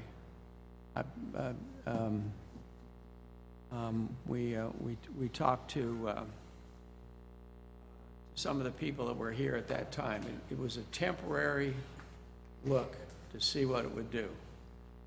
So it wasn't a permanent decision. And I was just reminded of that today.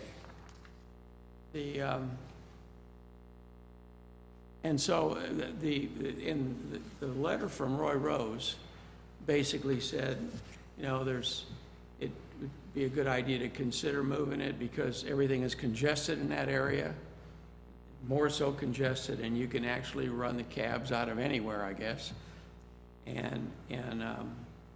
So Roy was saying we got a nice looking building right behind it and that's blocking it, and suggested we might look at it. So at that time, I said it was a 3-2 vote, and I voted against it. I didn't want it there. That was my vote. It still is. There are alternate places now that it could be relocated. The Mole, and then I think the Island Company has a spot available. So that's what I know. Okay.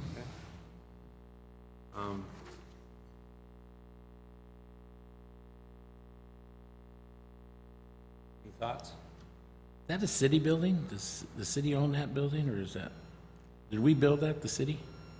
Yeah. We did?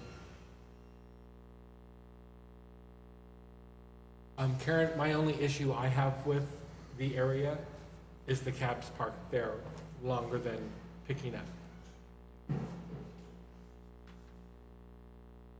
There are certainly, you know, other ways to address that situation Yeah, than tearing down the booth. You're, I mean, you're missing what I'm saying here. Yeah. I don't want to, I understand. I don't see We it going can away. have- we can have a My cab. concern is it should be a place to pick up and drop off, not park. Well, I'll Because tell you there, that, because there are spaces already designated throughout town for the taxis. absolutely, and I understand that. We had I guess, a fairly informal agreement with the city manager, the city managers that have been here before, to allow us to have one cab sitting there, and only after a certain time, which was after 11 o'clock, which is when all the deliveries and things were going on, and so that's what we did. So if you, I'm sorry, that would be the first place to go, I would think, is to talk to me about procedural changes, to see if we can address your concerns, rather than going to such a drastic position. So I'm certain we could stage differently, and we could make the taxi cabs there, you know, less visible. We'd have to pull up and stop and get out and let people on and then move on. I mean, there are procedural things that we could do, sure.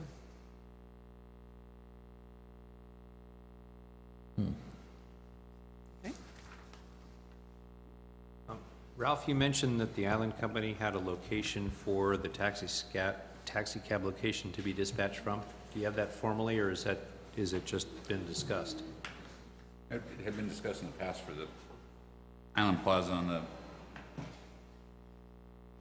east side of it, but, you know, Roy points out in his letter that there's a couple places out at the mall. I checked that out. You, as a council, had already agreed that you would allow one of the empty spaces for the Catalina Express to expand. The other one is the Catalina, or the Newport Flyer. Then we have Island Express helicopter service. There is one little booth which the paramedics use right now to keep their gear if they need to respond to something. They got a nice building over there.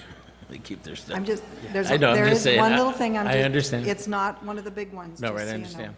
I understand. And it would be the one that's behind the hedge. And it really isn't very big, and one person in that room, when the Explorer used to be there, was tight, because that's where the Explorer used to come out. Can I add something? Go ahead. We've done on kind of informal, because we've been keeping track, but I would say that probably about 80% of some of our business is walk-up business. We keep track, we ask people, how do they know, and so on. So I think it's pretty important that we stay in the center of town, if at all possible. If you could consider that, because it really would be an impact on the business. We could consider something prior to considering that. Some many, many months ago, the Island Company was entertaining the idea of relocating that because of the construction of the building. Has anyone had any more contact with the Island Company? Is that being one of their desires? I mean, being that they're talking about the view shed of the building that everybody's referring to, I'm just curious whether that's been But we don't an item of protect, we don't discussion. protect view shed. No, we don't, but Yeah. We don't protect what? We don't protect view shed. View shed? View shed. Yeah. Okay, that's good. We don't protect view sheds from private homes. But we do from public? We do, we do. It's illegal to build on, you have to get a special permit to build on the ocean side of Crescent Avenue. It's in the LCP. So whose view shed are we protecting? The visitors Of a building? of the bay. Isn't it, yeah, but you don't see the bay from this building, because there's a building right behind it. There's not. It's the other way you're looking. That's right. When you look down the street, what do you see? You see the taxi stand and the blue water. You don't see the bay, you see the blue water. So which view shed are you protecting? Crescent Avenue view shed. Right, Which, down the street. how is that bothering, how is that, reverse. Wrong view. how is that hurting the view? Once they get whatever their problem is with the street right there fixed, it's even more open than it was than when the Busy Bee was there. It's totally opened up. And the way that it's all been planted there looks really nice. People stand at the Galleon and they look down the street and they think the street ends right there at the cab stand. I've had a lot of people tell me about that. They don't see the Villa Portofino and they didn't see the landing or wherever the new spa is now. Yeah, or where it's gonna be.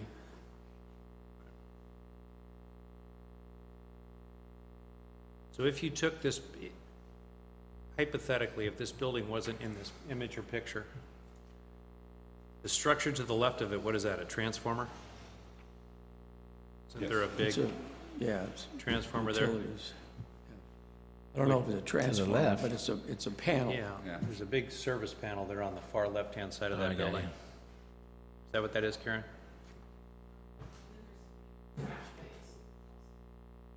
Oh, right on the other side there, the city. A little bit to the Yeah, left. I know what you mean. Would you say trash bays? Well, It was the trash bins. No, next to your building. next to my To your- Next building, to your building, the electrical I know box. The electrical Oh. box, I think. not sure. Yeah, Is it part of our antenna system? so, it's electrical panel. Right. Oh, okay. Okay. Thank you. Variable? I don't know. And my question being, whose dime are we gonna spend to do that? Ours or the island companies? Since we're trying to make a better view of the island company's property. I don't know if it's doable, I don't know who's paying for it. But, taking a step back, Karen says she can move her cabs out of there.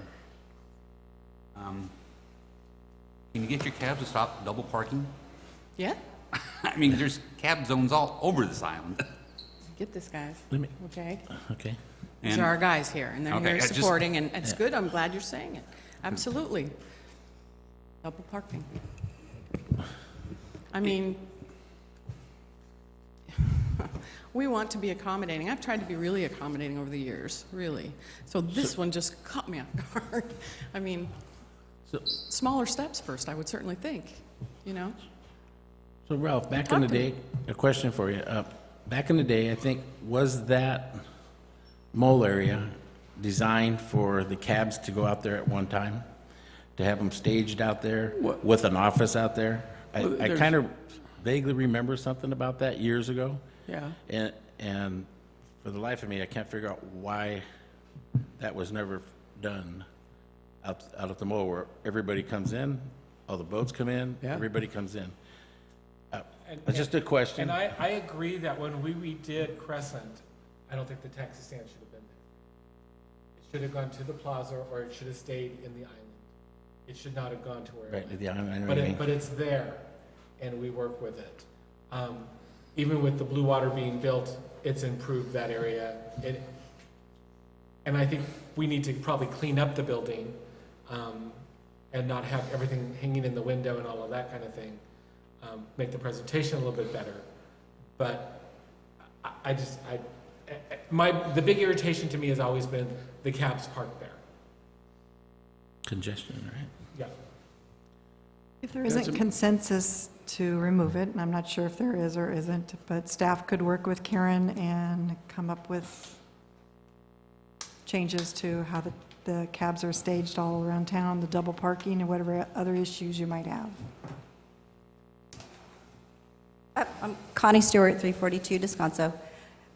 I'm the transportation manager, and I'm a little flabbergasted as well that it came to this before anybody even actually came to us, you know, especially being that we are such a small town, to discuss with us what we could actually do to alleviate the problems that we have. If the major problem is that our taxis are parked there, so as you say, Ralph, you feel as if people think that the street ends there, that is a problem that is very easily solved. I can solve that tomorrow. That's not a problem at all. I would also like to address the fact that the city does allow many vehicles to park there, double park there, triple park there, and doesn't do a thing about it. We are just more visible to you as the city and to the public because our taxis are so noticeable. But if you actually look at that street, it's not just us. There's the Island Company shuttle that comes around there. There's all different people that all park there and double park there and triple park there. We can stop doing that. And I will stop it tomorrow. I have my drivers here. They'll talk to all the other drivers. I will talk to all of them tomorrow. We can alleviate the whole situation for you. But to remove our taxi booth and to take it away from the center of town, you would take away from this company a very large chunk of our business. And to put us at the mall, like you had said, you don't know why it's not at the mall, that people get off the boat. Yes, our taxi stand would be there, but they would also just walk directly the same way that they walk. They all have their rolling suitcases. As you already know, it's a smaller percentage that actually take the cabs to the hotels. It's the people that are leaving the bars at night. It's the people that are going from Hamilton Cove that are coming down or want to go back to Hamilton Cove. They walk up to the taxi booth, and I know because I dispatch. So I see this on a day-to-day basis that they are looking for us right there to be very, very accessible. If we're all the way out there at the mall, we are so not accessible to these people. They're not even going to know where to find us. I mean, they're going to have to look for the phone number, but right now, they can just walk directly up to us, get a ride home. They know, and we also answer questions about the city. We direct them to everywhere that they go. I mean, we actually help you out a lot because we are almost like an information center. We direct them to you, we direct them to the restaurants, we direct them to the chamber, we direct them everywhere, to the public restrooms, to the showers, to the beach, to Descanso. We tell them everything that there is that they can do in this town. And this is a service that we provide because we care about this community, because we also at the same time receive business for it, but we also give business to other people. So all I'm saying is please just think about this before you decide to just remove the taxi stand. Just give us a chance to alleviate that one little problem, because it is a little problem that we can solve for you. We really can. So that's all I have to say. Thank you.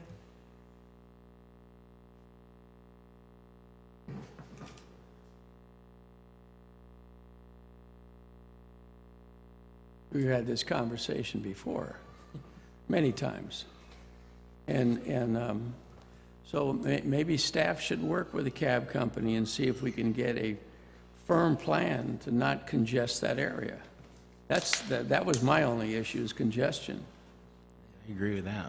Well, congestion is an issue, and also, you know, Karen, maybe sit with staff too and share with them your thoughts on how you can best serve the community. You may determine that this isn't the most prime location, you'd rather be somewhere else, or this is absolutely positively the best location for you. We don't know your business. Congestion is an issue. I remember a couple years back where Councilman Winslow wanted some barricades put there to keep the pedestrians from just walking down the center of the street. And that's a tough corner right there. And I know it was kind of looked at, kind of half-heartedly looked at to be addressed. I don't know that removing the taxi cab from that location, though, would achieve the view shed issue that was addressed in the letter. I think there's still a bunch of infrastructure there that's going to be glaring. Can be an eyesore. And an eyesore. So if staff can work with Karen and come up with some alternatives for how we stage vehicles throughout town. And if there's locations in town, Karen, where you don't care to stage vehicles, it's also important to the residents that we remove the white markings on the curb and get rid of those parking locations. My only significant comment in that regard is there's a whole bunch of them in town that you never see a cab in. So I think we need to, and your drivers would know that more than certainly I would, so. I think there's kind of two issues on the white zone. Some cases they're drop-off zones, some cases they're standby zones. Double parking ones are the ones where they're not using the drop-off zones. Right. And the standby ones, they probably need to stand by someplace. Yep. But there's white zones in town for two purposes. There's drop-off zones, like by the Atwater, by the Hermosa, by Safeway, by Vaughn's. And then there's places where you just stage, like on the side of El Encanto. That's not really a drop-off because there's one right across the street. And so I think there's two different types of white zones that you use, at least in my opinion. Is that enough direction? I could live with that. A little direction. Okay, item number 10. Item number 10 is just an item of discussion. Was brought to my attention that there was 2 great events planned for the same weekend, and we had a special event permit filled out from the 54th annual Outriggers, but nothing from the air show. And today I had a great conversation with Steve Montague, who will be here representing the air show. He has acknowledged the fact that some protocol hasn't been followed, as well as I know that Mayor Kennedy and Councilmember Olson and the Harbor Master and Dan Tekanoff did speak with the Outrigger gentleman, I want to call him Billy, is that his? Bud Huel. And anyway, so I think there's some things being resolved, so I'm hoping that, Steve, you want to come on up and talk? I think it was just to get it all out in the open, to either they work it out together, or one has priority, and that is the outriggers. So the air show would have to not happen. And Hi, here's your Steve. special event permit. Oh, good. Thank you. Hi, Steve Montague. I live at 127 or 129A, Butaloo. Representing Dan Tekanoff. He's not here. He's in Northern California. And he does apologize for not being able to be here, and he also apologizes for not having the permits processed and all that. What he said to me today was, we have so many variables still, it's hard to pin down where we want to put the speakers, because we had a couple of problems last year, how we're going to maybe share the stage with the outriggers, if we're going to share the stage with them, and where the actual command post for the air show may end up. Right now, we have permission with the harbor to use the end of the jetty, which seems to work pretty well. But for one reason or another, we might move back over to the casino. We don't know. So he says he doesn't have all that in ink, so he's hard to make his permit solid.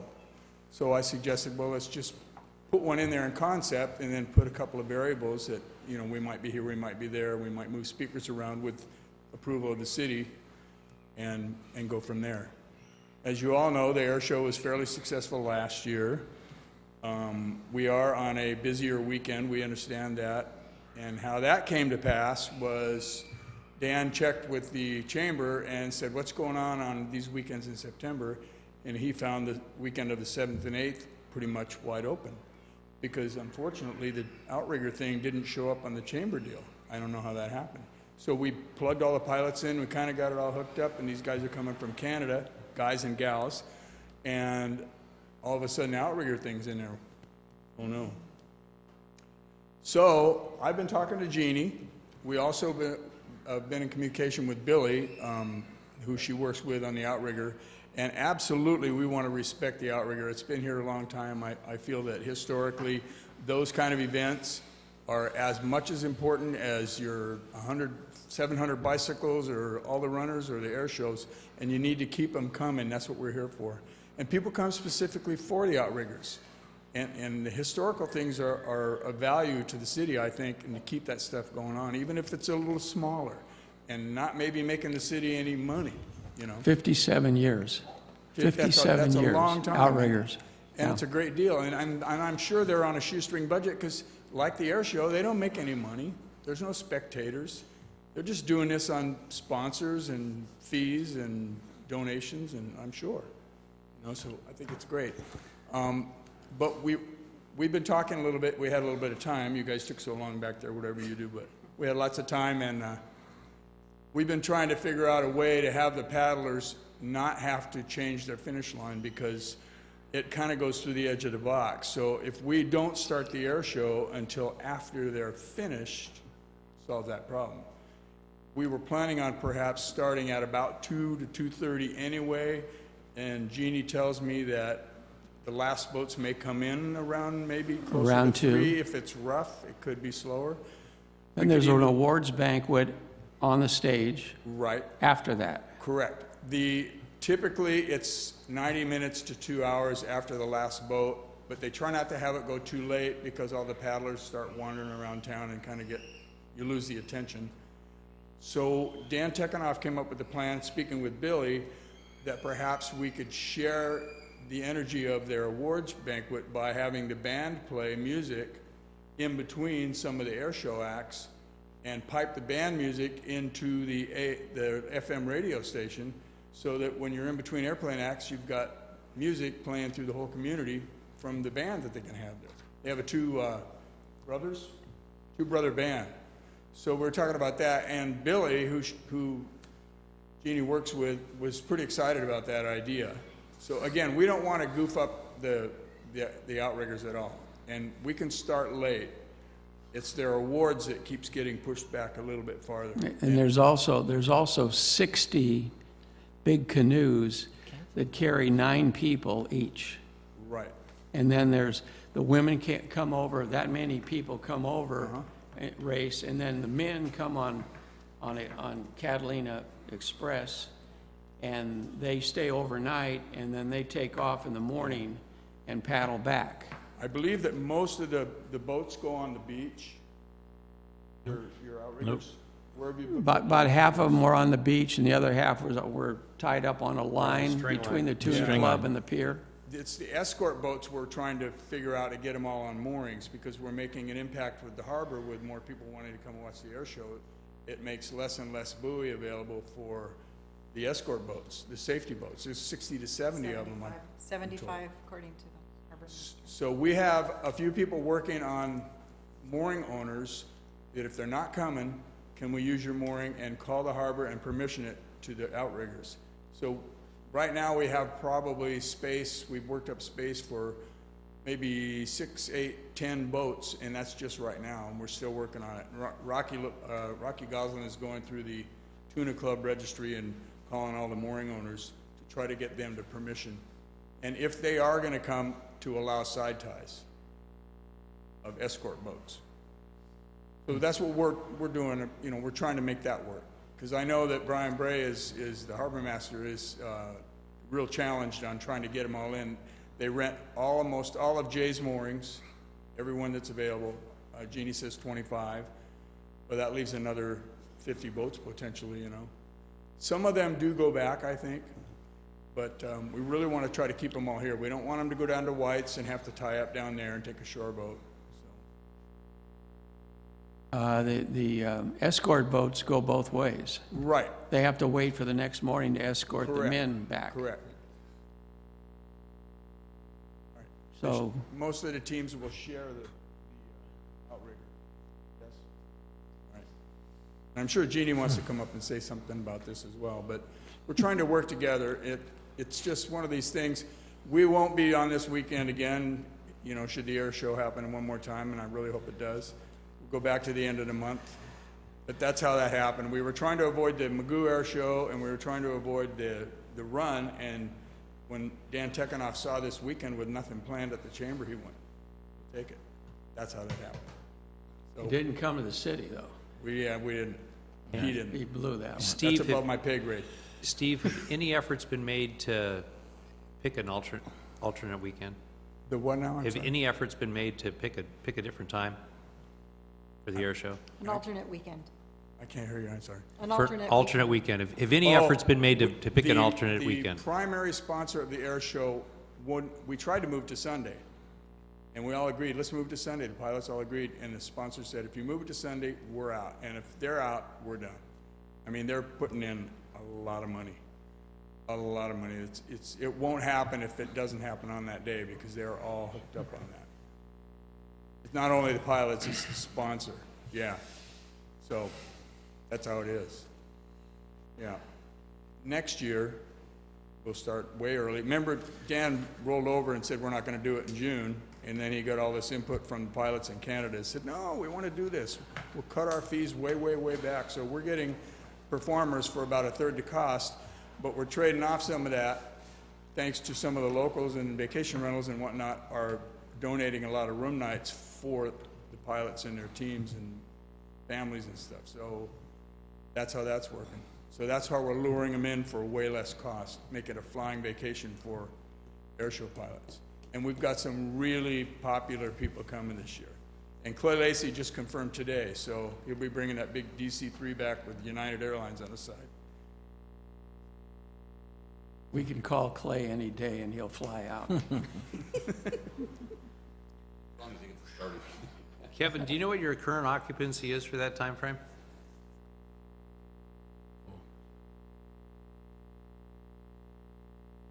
You about the same, Rock?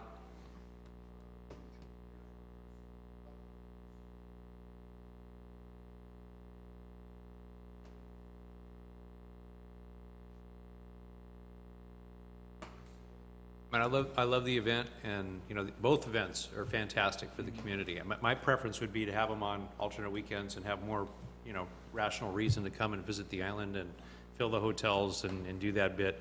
I think it's amazing that Bud has been so cooperative in working with you and go through that process. I don't like them on the same weekend, but it sounds like your hands are kind of tied, and thank goodness Bud's being cooperative with the Yeah. history that he has with the island. We need to see what we said, "I can do don't to wanna not make-" allow this, not allow the chamber guy to be kind of the dictating scheduler for what events are happening. I don't know how we cure that. I don't know how that happened Blunder. because Jen is always giving the chamber our calendar. We share the Wrigley stage permits, and I don't know how it fell through the cracks. There's, for those of us that know what an AOPA magazine is, if you're a pilot, AOPA came up with an article written on July 12th, not on the front page of the magazine, but at the beginning of the article is a picture of the casino with the Grumman Mallard flying, this is a gorgeous shot. So I made a couple copies. You guys read the article. It's pretty cool. And this is publicity all the way across the country. This magazine's actually international. And so, you know, we're getting on the map with an air show here, whether you might like it or you might not. It's getting momentum. And my crystal ball vision is that this is going to be like a little Monte Carlo on the ocean side with an air show that pilots are going to want to fly at. So they're almost going to say, hey, I'll fly for free. Just let me come and stay in one of Kevin's places at Hamilton. Because it's neat. It's a great show, and it's small, and it's simple, and it's beautiful. Jeannie, do you have anything to add? We spent some time on the phone with Bud, kind of on a conference call, and fortunately or unfortunately, whatever the case may be, it was kind of on speaker, off speaker, on speaker, off speaker to avoid any feedback. Do you have any concerns or things that you would like to enlighten us with? What? You can. No, you got to talk in the mic. No. I've never known you to be bashful. What are you doing? Have you been to all 57 of these events? Yeah, right. So I'm Jeannie Barrett, for anybody that I don't know. You know, our concerns are just hoping our event goes off smoothly. I mean, we understand that it's going to happen. We can work together. It's not the ideal situation, obviously. And really, our concerns are just moorings, boat safety, that little airspace area that is set up. Those are the things we want to worry about. But it's just going to happen. We're not really that worried about it. I mean, it could be great, but we would prefer it not to be on the same weekend as another big event. I think that's about all we... I think we concur with that thought process. Yeah, I kind of think. We do really support, or we really appreciate the support the city's given us. I mean, we've jumped through a lot of hoops and gone over some speed bumps over the years for this event to keep going. And we're really proud of it. And we think we bring a lot of good people into the city, and the city really embraces us, and we really appreciate it. We agree. We're proud of it, too. So Thanks for all you do. that's it. Thanks, Jeannie. Anyone else care to comment?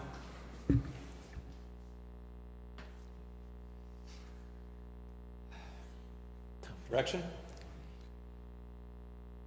What are you going to do? I said I was on the phone with Bud for 30 minutes today saying, you got priority. What do you want to do? I don't want to make anybody mad, is what he said. I said, they're going to impact you. Oh, no, we can do it. We can work together.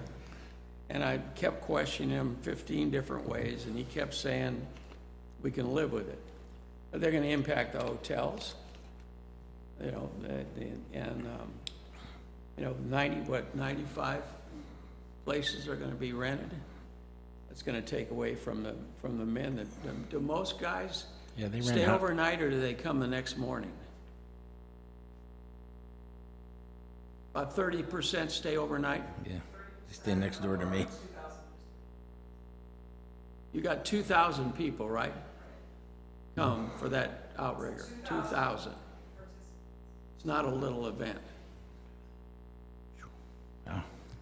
I would suggest that airshow people fill out the special event application with a timeline and the contingency plans, send it to the paddlers, let them review it and make sure there's no conflict that's not overcomable. And then let them comment before we issue the permit. Yeah, usually the awards banquet goes pretty quick because the girls are pretty well exhausted and they have to go places to recuperate, like luau's and places like that. That's So- serious stuff. So have the air show people fill out the special event permit. We pass it on to the outriggers so they can see the timeline and then get their approval. And again, just for the facts, we went through this whole ordinance revision to deal with competing events that set forth criteria, which was if you've been a long-established event, you get priority first. And we already have issued the permit for the outrigger. So they already have their permit. No, it's not. Right, I know. So now we're hoping that they can work together, given the situation presented. Yes. Very succinct. I gave them every chance to say we'd like to do it by ourselves, and they didn't do it. So, If I may, one more comment. You have my word that we will work with the outriggers, no matter what it takes, so that they can get to their finish line, set a new record with the new fast boat that they're going to paddle, and we'll even work the airplanes around if they want to do the awards presentation earlier. We'll take a break. The airports are just going to sit up there, and the guys will wait and bring another cup of coffee, and we'll just wait. We're going to allow until 5 o'clock for our airbox. The FAA gives us a certain amount of hours to have a sterile space, and so we're allowing till 5. We could even move that to 5:30 if we wanted to have a little more room in case we need more delays. Because the flights don't just hammer out like in a regular air show, if you've been to one, because we have to delay for helicopter flights. We have to delay sometimes for the express boats to come in, or if there's an incursion into the space, the stunt plane leaves the area and we have to get the boat out of the water and move them back and then start over. So we allow for some delays. I think they had 3 little situations last time. 1 airplane and 2 boats. Hand deliver this. You do? All right, thanks, Steve. Thank you. so direction is, they're gonna try to see if they could work it out? And if not, then it comes back to us, is that correct? No, I thought the direction was they'll fill out the application. I'll share that with the outriggers and And then we'll go from there? And that decision will be made by us? It's the city manager's decision, and then it can be appealed to the city council if they don't like the decision. Good luck, Denise. we do have an air combat pilot in the audience. My brother. My brother Tom's here. Oh, there Is he he, is. is he You should fly flying? in the air show, Tom. You should fly in the air show. He flies for air combat now. I've seen a Oh, lot do of you? it, we've seen a lot of his Out of shows here. Fullerton? We've seen Are they his still shows. in Fullerton? Yeah, I did that once. That was fun. Yeah. City manager's report. I've talked enough. You've talked enough. Oh, no. Scott? Yeah, actually, I have some news. Good news. Good news, actually. We are still working with the follow-up of the dissolution of the redevelopment agencies, and we still have a lot of more work to do with respect to payments to the school districts, and there's some litigation. But the one thing I've been telling you for the last year is eventually we'll get our golden ticket, which will allow us to spend the bond money that has not been previously allocated. And so right before the meeting, we got from the Department of Finance our golden ticket, which means that we can take the bond money, which it's somewhere between $600,000 and $800,000, that we can spend that on projects that are related to sewer, road, infrastructure projects Lower that are Terrace. consistent with the bond documents. So we got that today. We still have to put those programs on the ROPS, but we do have the ability to spend that money immediately once they're on the ROPS. So that was good news we got from the state right before the meeting. So thank you to Ken Lee from RSG and Elizabeth Hull from my office for working so hard on getting this done, and with Denise and the council support. We really appreciate it. So we need 19 million more. Well, it's a good start. Hey, it's a drop in the bucket, but it's Piece a of drop. cake, right? Yeah. All right. Anything else, Scott? No. Okay, council? Well, I had to go to the mainland to see a dentist. I have a son-in-law dentist, and I had to leave on last Thursday. Guess what showed up in my email box? The agenda. And I really want to thank Denise for that, so I could get that all reviewed before I got here. On Saturday morning. On Saturday morning. But I was going to say, wait a minute, how did you get an agenda on Thursday morning? You're going to get me in trouble. It was Saturday. whenever I got it Saturday or something like that. But I just, that it really was pleasant to get it electronically and save a couple of trees that we ended up killing anyway, but thank you. Excellent. Okay, we have a closed session item this evening? Yeah, we have one closed session item, public employee appointment, title city manager.